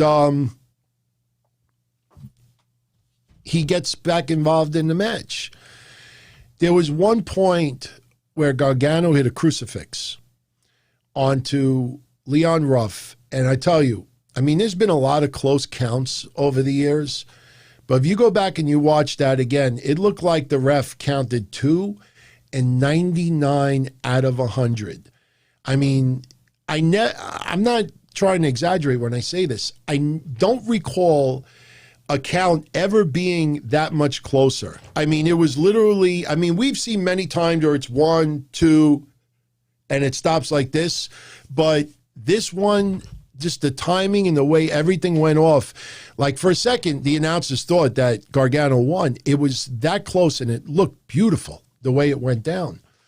But, yeah, so what ends up happening is Ruff kicks out of the crucifix. Damian Priest breaks free, and he hits a few spinning heel kicks on Gargano. Leon Ruff attempts a few clotheslines. Anthony, I'll get into what you said in a second, but Leon Ruff attempts a few clotheslines on Damian Priest, and that's when we get all the ghost faces. They call them ghost faces. We get 3 ghost faces show up. They start beating down on Damian Priest. Everything is legal because it's a triple threat match. Damian Priest gets the upper hand, and he dives and takes out these 3 ghost faces. But then others show up, and Damian Priest takes them out. And then more show up. Damian Priest takes them out. And then one ghost face has the smarts, as I said earlier, to have the pipe. Hits Damian Priest with the pipe. He's knocked out. So now the match goes back to Gargano and Leon Ruff. And Gargano would hit the one final beat onto Leon Ruff. He is the new NXT North American champion, the first one to hold the belt 3 times. And as they go up the rampway, they reveal that ghost face to be Austin Theory. And as I did earlier, it was me, Austin. It was me all along. The match told a wonderful story. I mean, I wanted Ruff to keep the belt a little bit longer, but Gargano has done very well. I mean, some of those home skits were kind of dumb, but Gargano has definitely turned a page. There was one point where we really didn't know where Gargano fits with this. So if Gargano's now going to do some stuff with Austin Theory to try to mix it up a little bit, I'm fine with it. But this match was great. All right, one time for you. But before that, I got to give a shout out. Hold on. There we go. Anthony Diaz, can I impersonate Damian Priest? Oh, yeah, with Velveteen Dream. What school did you go to? What school did you go to? What school did you go to? By the way, what the hell's going on with Velveteen Dream? I'd like to see Velveteen Dream make a return Wednesday. We haven't really seen him all that much. They got to put him in the storyline somewhere, right? What school did you go to? It sounds more like Andre the Giant than Damian Priest, right? I used to be able to do Andre really, really good. I can't do it anymore. But, yeah, okay, one more time for all of you. Austin Theory tonight, he reveals the mask to reveal him. And just like Vince with the higher power, remember, we don't just say anymore. Now we got a point like Austin Theory. It was me, Austin. It was me all along. Why do I keep looking that way when I do the impersonations? But I loved it because like every 2 weeks I find myself doing Vince McMahon impersonations over here. And I've been doing that phrase on this show like every week for the last month. And to see Austin Theory do it, I thought it was pretty cool. But yeah. Yeah, I had to listen to the whole show to know why about that. But all right, so now they plug New Year's Evil, January 6th. By the way, you know, just to reveal a little personal stuff about yours truly, January 6th is my father's birthday. Anybody that follows me for the last couple of weeks especially knows my father's been battling pneumonia. He's doing a little bit better. Fever is gone. I was talking to him today. He still sounds really shangada. I'm going to see him on Tuesday. But, you know, that January 6th, if my mom says to me, especially if vaccines are out and I got it or he's got it or my mom has got the vaccine by then, if my mom says to me, we're having a cake for your father on his birthday, January 6th, there's probably going to be no Wednesday show for yours truly. So we got a month. We got a month to figure it out. So now we get to tonight's main event. There we go.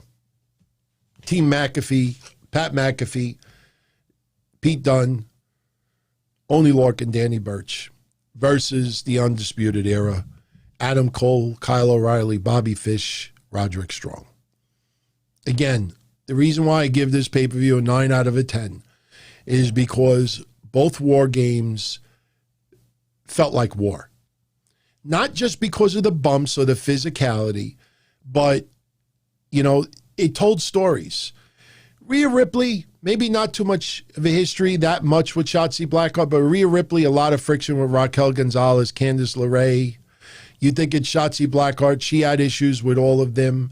Shirai had issues, so everything intertwined with each other. So they're fighting all for the common cause. Adam Cole, Pat McAfee, don't need to explain that. You remember with Ridge Holland? Oh, man, I hope that guy returns. Ridge Holland, Jesus Christ. What did I say? He was a cross of Brock Lesnar, Steven Regal, not William Regal, but Steven Regal. Before he was man's man.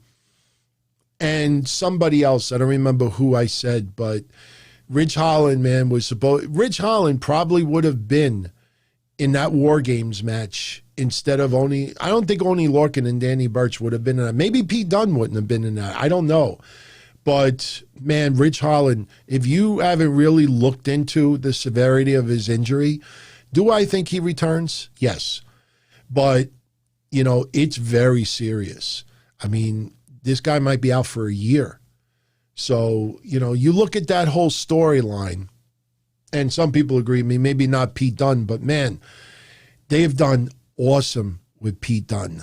Pete Dunne just looks like somebody that if you went to a bar and you just bumped into him, like you just look into like, you go take a leak and you're walking back in the bar and it's crowded and you just want to get to the spot where you're sitting with your girl or your guy and you accidentally bump into him. Oh, sorry, my bad. Like he's the type of guy that you just feel like he would just like just throw you down or just push you away for just, you know, or if you're like on a bus with Pete Dunne and you're both standing up because there's no seats and you accidentally like step on his sneakers, like that guy would probably just deck you to the floor. He comes off.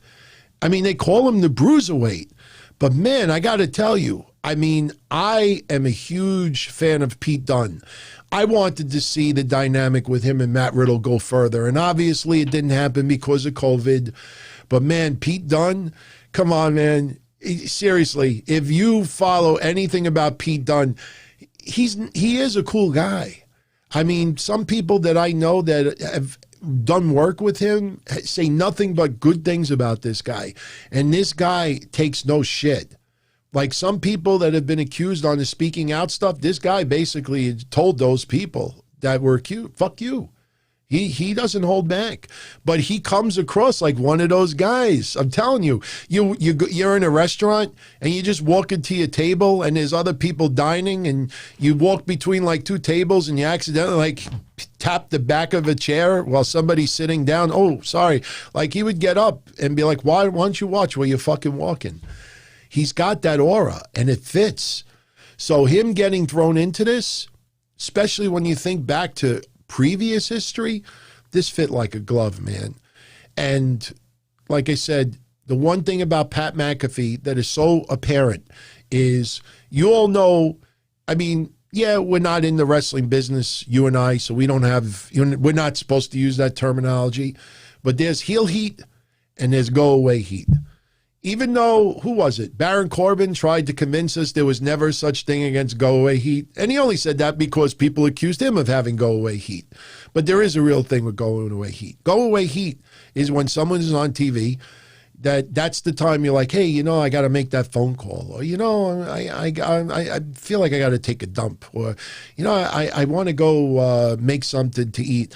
That is go-away heat. Or they wrestle and you're in the building. That's the time you want to go buy a knish or a hot dog or go take a leak in the stalls or maybe buy merchandise or ice cream. And it happens every show. There were people back in the 80s when I used to go to the Garden in Ridgewood Grove and other places.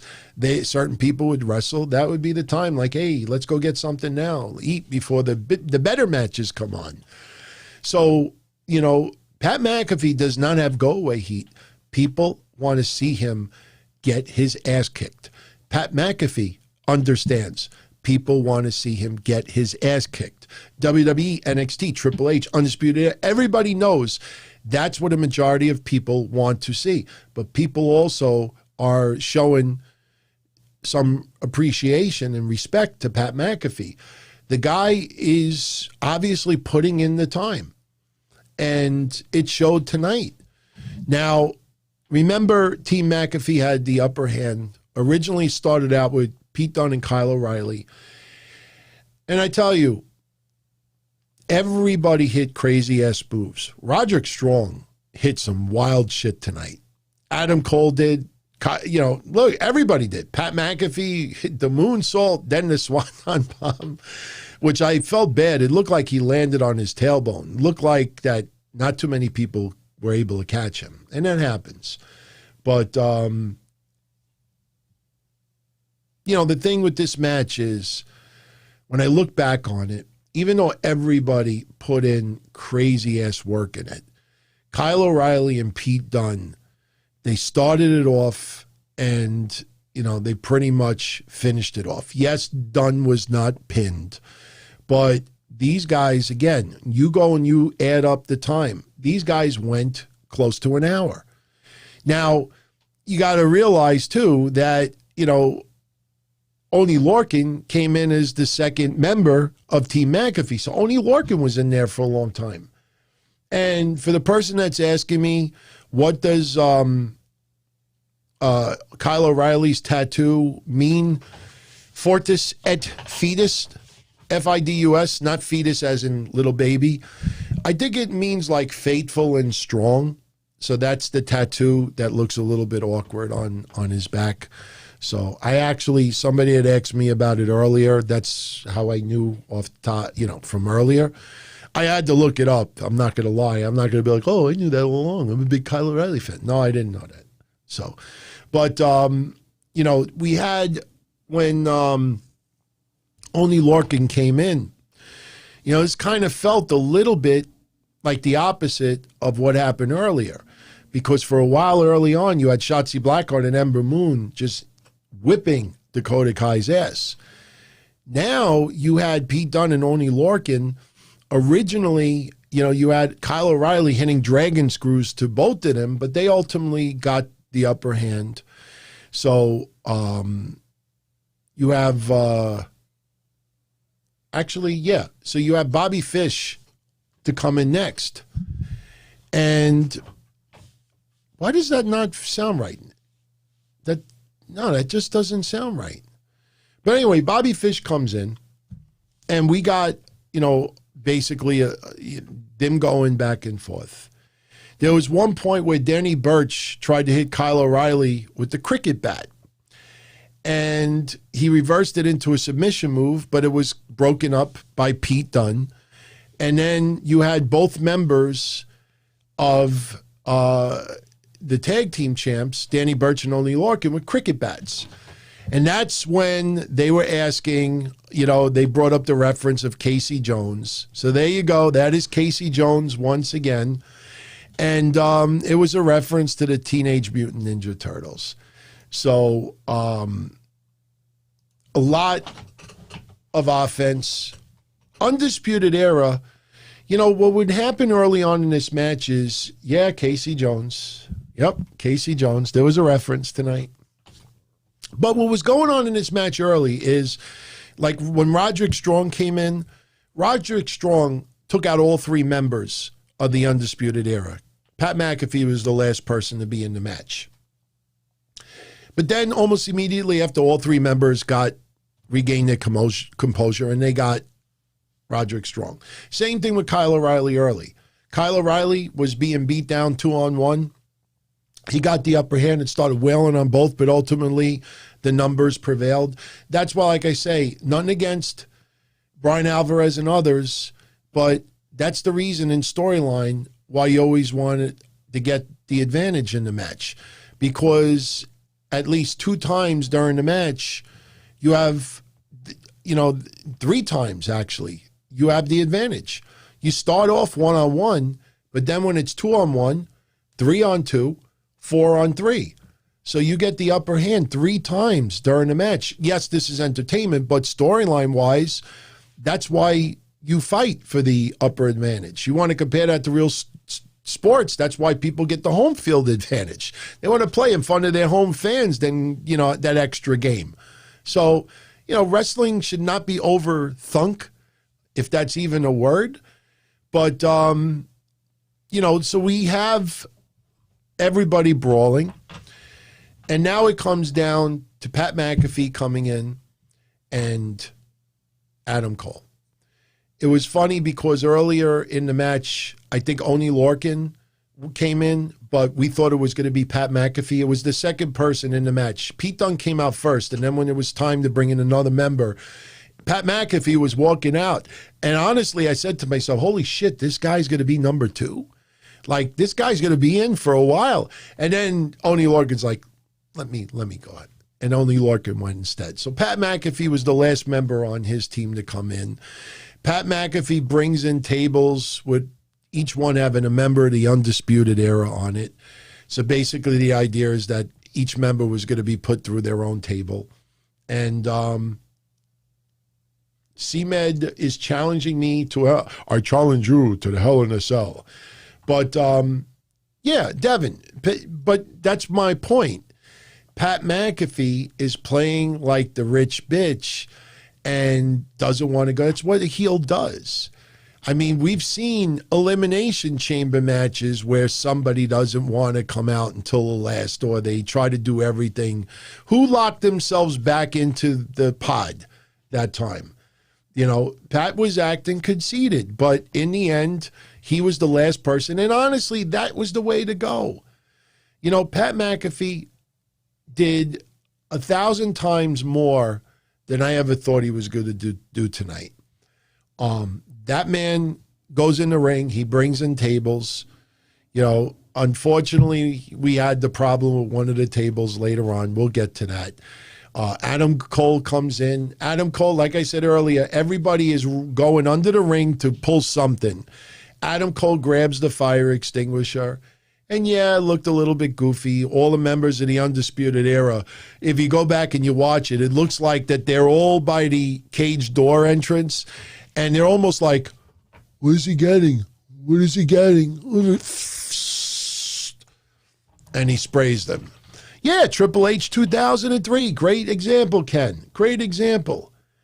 So he gets the fire extinguisher, sprays them, blinds them for a few moments. Then Adam Cole comes in with a chair, and they start brawling.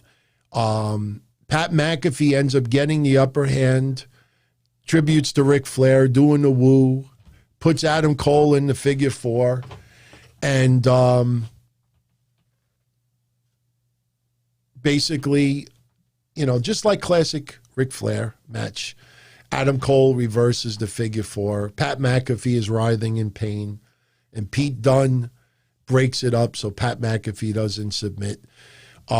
We then had Adam Cole take out Pete Dunne, sets up a table, and here's where, you know, there was one point where, you know, anybody knows the phrase, I am the table. They had Oney Lorcan. No, he had Danny Burch on the table. Danny Burch on the table.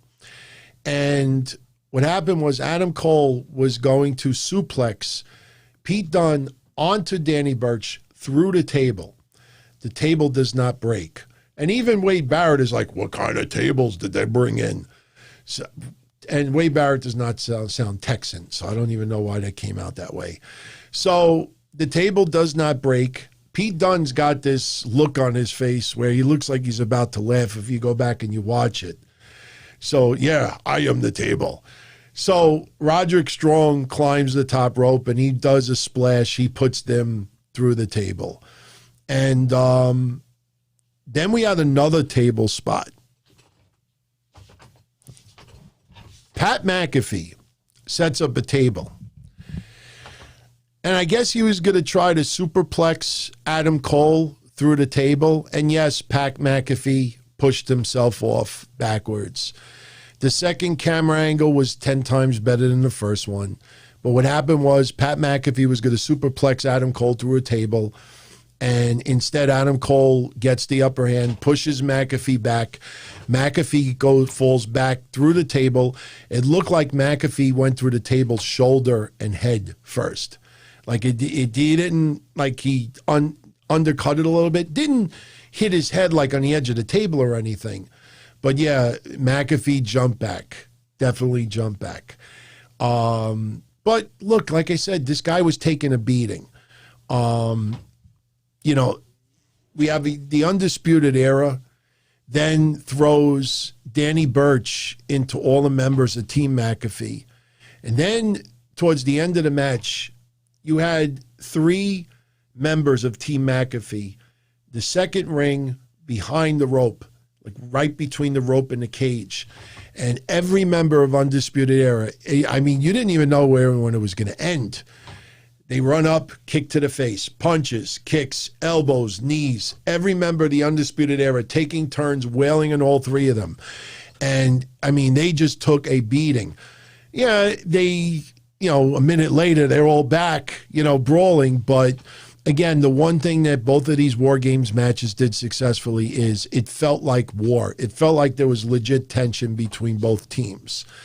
After they pretty much, we thought, destroyed the 3 members of Team McAfee, Pat McAfee somehow gets back on his feet. And the Undisputed Era, like, backs him into almost like towards the back corner of the first ring. And they circle him, and they're like, where you going to go, Pat? Where you going to go? Where you going to go? And they start beating him down. They throw him in a cage a few times. Adam Cole taunting McAfee, you're not so tough, Pat. You're not so tough, Pat. But McAfee's team regained their composure. And then you had a point where everybody is climbing the ropes. Pete Dunne and Adam Cole are on one set of the ropes towards the middle. And Adam Cole hits a beautiful neck breaker on Pete Dunne. He goes and to the other side of the ring, and Roderick Strong is going at it with Pat McAfee. And Roderick Strong hits a really nice superplex onto Pat McAfee as well. So everybody ultimately regains their composure. They get on their feet, but we don't see Pat McAfee anywhere. So they're all brawling, they're getting together, and next thing you know, you look up, and as I showed you earlier on the opposite side where Io Shirai was, Pat McAfee is at the top of the cage. Pat McAfee decides he's going to do a swanton. And if you go back and you watch it, it looks like Unfortunately, not many people were able to catch him, and he almost went splat on the ring. It looked like he landed on his tailbone, to be honest with you. But we get what we started with after that. Pete Dunne and Kyle O'Reilly just going at it like maniacs, like madmen, just exchanging punches. Pete Dunne ultimately snaps, when he does that, like he just grabs it and does what he does. And Kyle O'Reilly, selling it for a second. And now I'm starting to think, wait a minute, are we going to get both heel teams winning WarGames today? And Pete Dunne hits Kyle O'Reilly with the bitter end, but Kyle O'Reilly kicks out. And, even the commentators were selling it like, how did he kick out of that? Then we had Pete Dunne being suplexed on the steel grate. He kicks out. So everybody is kicking out of some real, big moves. And at this point, you start realizing there's one table still on its feet that hasn't been broken through. So somebody's going through the table in the end. And I think a lot of us expected McAfee to go through the final table, but that did not happen. We had one time where Adam Cole started getting the upper hand on Pat McAfee again. Teased like a chair shot to McAfee's head, but McAfee hit Adam Cole with a really good-looking low blow. Then we had Bobby Fish and Danny Burch going at it. Bobby Fish drives Danny Burch through the final table. So we get a super kick to Adam Cole. Pat McAfee climbs the top rope. I don't know what type of move he was going to hit on Adam Cole, but he lands himself into a super kick of his own. That's when Adam Cole, as I said earlier, hit the Panama Sunrise, but McAfee kicked out. And at that point, I'm like, I wouldn't have. I thought that was a little bit much. But nobody wanted to give in. Nobody wanted to submit. But in the end, we had some more chairs involved. Basically, Kyle O'Reilly put a chair on Oney Lorcan's head and dove off, just drilled the chair through Lorcan's head, hit the pin, and I tell you, I'm happy that Kyle O'Reilly got the pin. The guy worked his ass off. Everybody worked their ass off. But, I'm fine with Lorcan and Burch, one of them getting the pin. Because that might be a segue into some tag team title match down the line. I don't know. Maybe Bobby Fish and Kyle O'Reilly get a tag title shot against Lorcan and Burch. But McAfee didn't get pinned. Yeah, Bobby Fish is dope. I'm telling you, man, you really, seriously, is there anybody you could criticize at all in that match? I couldn't. I can't think. I mean, everybody worked their ass off. And they weren't just, we have come across cage matches in the past, elimination chamber matches in the past, even some war games. War games has always been treated a little bit differently. But we've had cage and elimination chamber match, even Hell in a Cell matches, where it weren't really used to the person's advantage. Tonight, you had a couple of times where Shotzi Blackheart's head was being drilled through the cage. How long did I have freaking Casey Jones up there? I just noticed that. Casey Jones up there for a while. But the cage was used the right way today.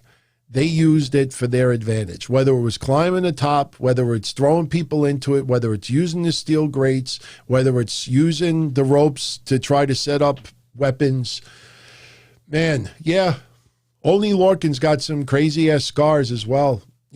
I'm telling you, if you would have said to me a year ago that I would be into Kyle O'Reilly, Bobby Fish, even Oney Lorcan and Danny Burch, that I would enjoy a main event with them brawling with each other, I would have been like, oh, that would be some interesting storylines to sell me on. But, McAfee and Pete Dunne are helping Lorcan and Burch. The Undisputed Era are what they are. To be honest with you, I was very surprised at some of the outcomes today. I honestly thought Team Shotzi should have gotten the win. And obviously, if one babyface team wins, then one heel team needs to win. But since they used Raquel Gonzalez the way they did tonight and had her dominate the way she did, I have no complaints. I have no complaints. So I'm starting to get a little tickle in my throat, so I think we're going to have to call it. So this Wednesday we have NXT. We also have AEW. There's a lot of buzz about the Sting interview.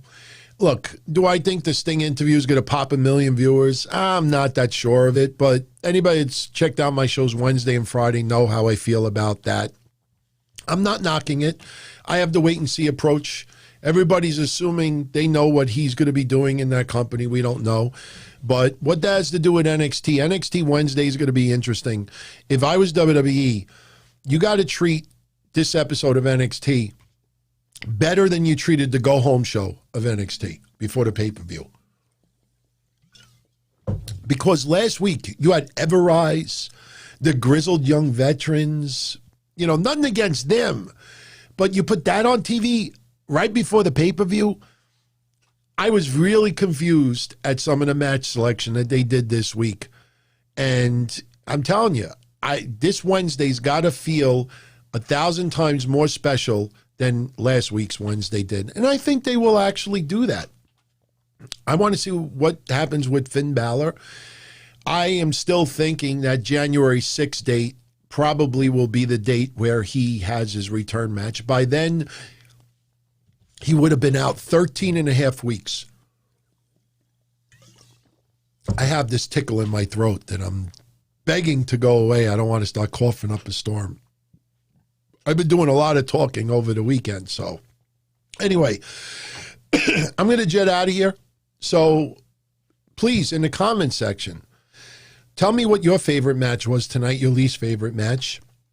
For me, my favorite match tonight, and the tickle's going away, by the way. My favorite match tonight was the men's WarGames match. I mean, the women's match was not that far behind, but the men's WarGames match was easily my favorite. Least favorite match, pretty much what I said earlier. I thought Dexter Lumis versus Cameron Grimes was a little bit, lackluster. I mean, it did what it needed to do. If that match would have tore the house down, I would have given tonight's pay-per-view a 9.5 or 10 out of 10. Wasn't a bad match, but the whole storyline, was kind of, I don't know. I just think at some point Cameron Grimes needed to come up ahead in this, and it didn't happen. So, but the men's war game, without the doubt. So in the comment section, let me know what your favorite and least favorite match was. Let me know when you would give it on a scale of 1 to 10. I give it a 9. If you didn't see it, I'd say definitely go out and see it. You will not be disappointed. Everybody worked their ass off. And that's one thing you can honestly say. Everybody worked their ass off. Even the Druids or the Ghost Faces, whatever you want to call them, even they took some pretty big ass bumps tonight. But I liked it. Bravo to WWE and NXT. Arguably, for WWE products, I actually think the last 2 NXTs are in my top 5 of favorite pay-per-views of the year. I mean, there was 1 or 2 AEW pay-per-views. The last pay-per-view they had in the Stadium Stampede, that pay-per-view, are in my top 5. The last 2 NXTs are in my top 5, and maybe WrestleMania, because the 2 cinematic matches were awesome. So that's how my top 5 looks this year as far as pay-per-view events go. They hit a home run tonight.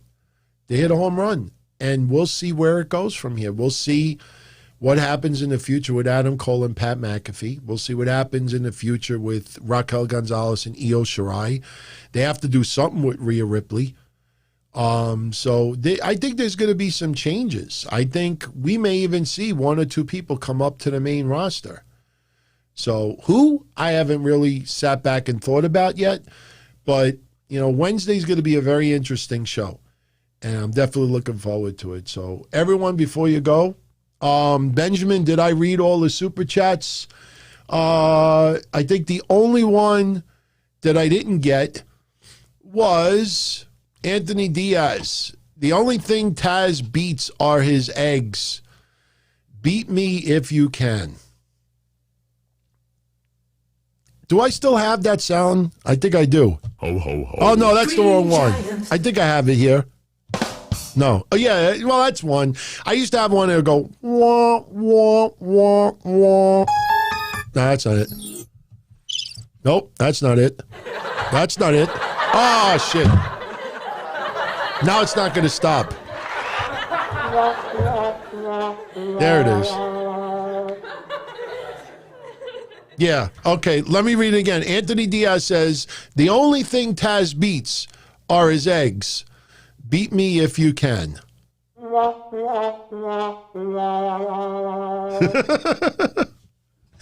Oh, man, I got so many soundboard things here. It's just, I haven't had a chance to work on them yet.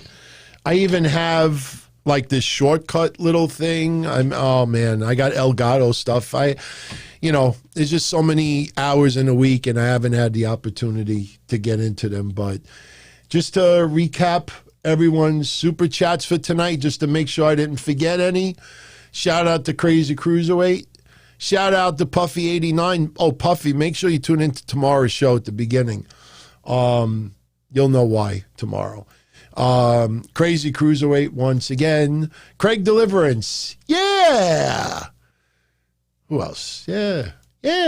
Anthony Diaz. Oh, okay. Ken terminated by DQ. One more time for you. Oh, I can't believe I'm doing this. What the fuck is going on, man? I can't fucking move. What the fuck? That's all I need is somebody to show that video to my fiance. This is what you're going to marry? I kept my hat backwards because I thought it would be a little disrespectful if I wore this tonight doing an NXT pay-per-view recap. And what was bad about it is, not only did I have this hat that I could have just wore, but I even have this one. I don't know if the batteries are still charged. I think it is. Earlier, I had a shirt that said shirt, and I got a hat that says hat. So I could have wore that tonight. Yeah. So, yeah, I got a hat that says hat. But I'm glad we got to pay a little tribute to Dusty tonight. Yeah, that's disrespect. Put the microphone in front of his head. By the way, that's what the full shirt looks like. So, Dusty. Dusty's awesome, man. God rest his soul. We all got to go sometime, but, man, that guy left a great legacy. So, anyway, I'm going to jet out of here. I think we dedicated enough time tonight. There's just a couple more shout-outs. Kick the fridge. I will not kick the fridge. Anthony Diaz.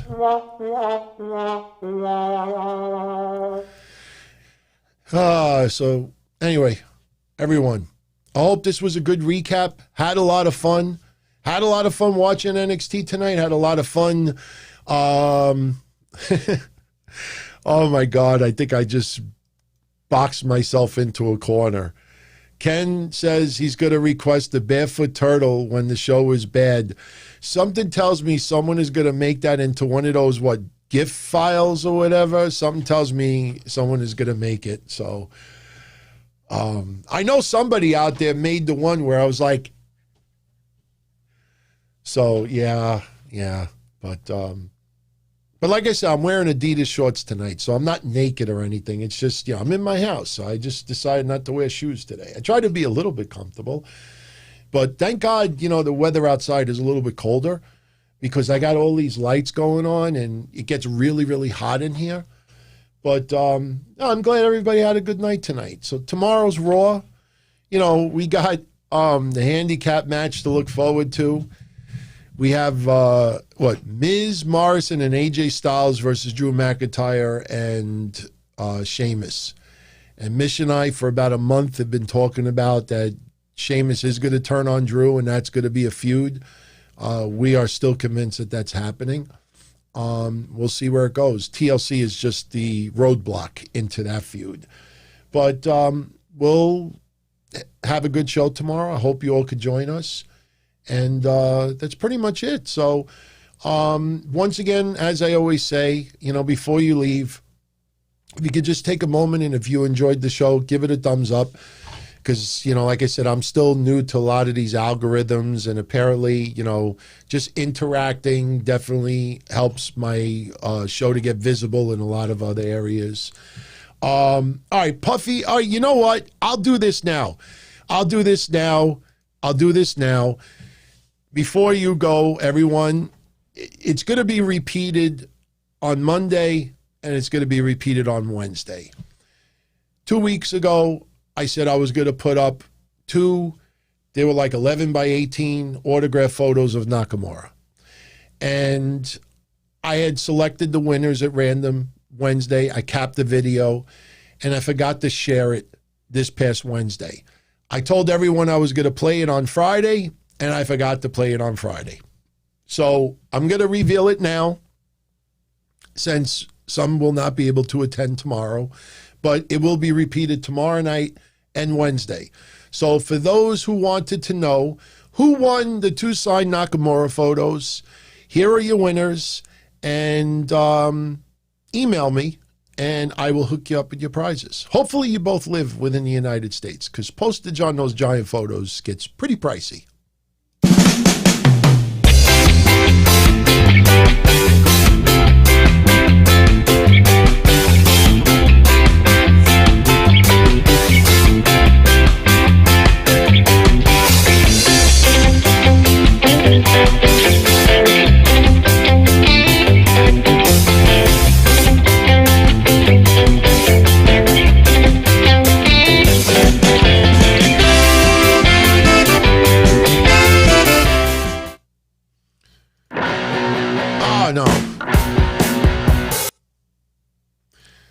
That's what happens when you do too many presets. You flip back, that's what you get. So yeah, congrats to, and believe me when I tell you, I actually know who Vince McMahon's Grapefruits is. He's actually gone under another name before, so I know who he is. So if anybody out there who's going to email me and say, yeah, I'm Vince McMahon's Grapefruits on YouTube, I know who he is. But congrats to both of them. They get the Nakamura photos. If for any reason either one of you don't want it, let me know, and I'll give your prize away to someone else. So, but if I were you, take it, man. It's a nice little photo. And it's a WWE. It's directly from WWE, so the authenticity is real. But I'm going to jet out of here. Definitely post your comments about tonight's pay-per-view. And once again, not to be a broken record, if you enjoyed tonight's show, give it a thumbs up. If you didn't like it, give it a thumbs down. Just be interactive, because that helps me a lot. And hope you could join me Monday night. After Raw, Mish and I will be here. And that's pretty much it. So everyone, take care, be well, and I'll catch you all again Monday night. Hope this recap was enjoyable for all of you. And if you haven't had a chance to check out NXT TakeOver yet, and you're a fan of NXT, definitely go check it out. No question you will enjoy it. So have a great night, everybody. Much love. Stay safe. Happy holidays. And I'll talk to you all again in about 22.5 hours.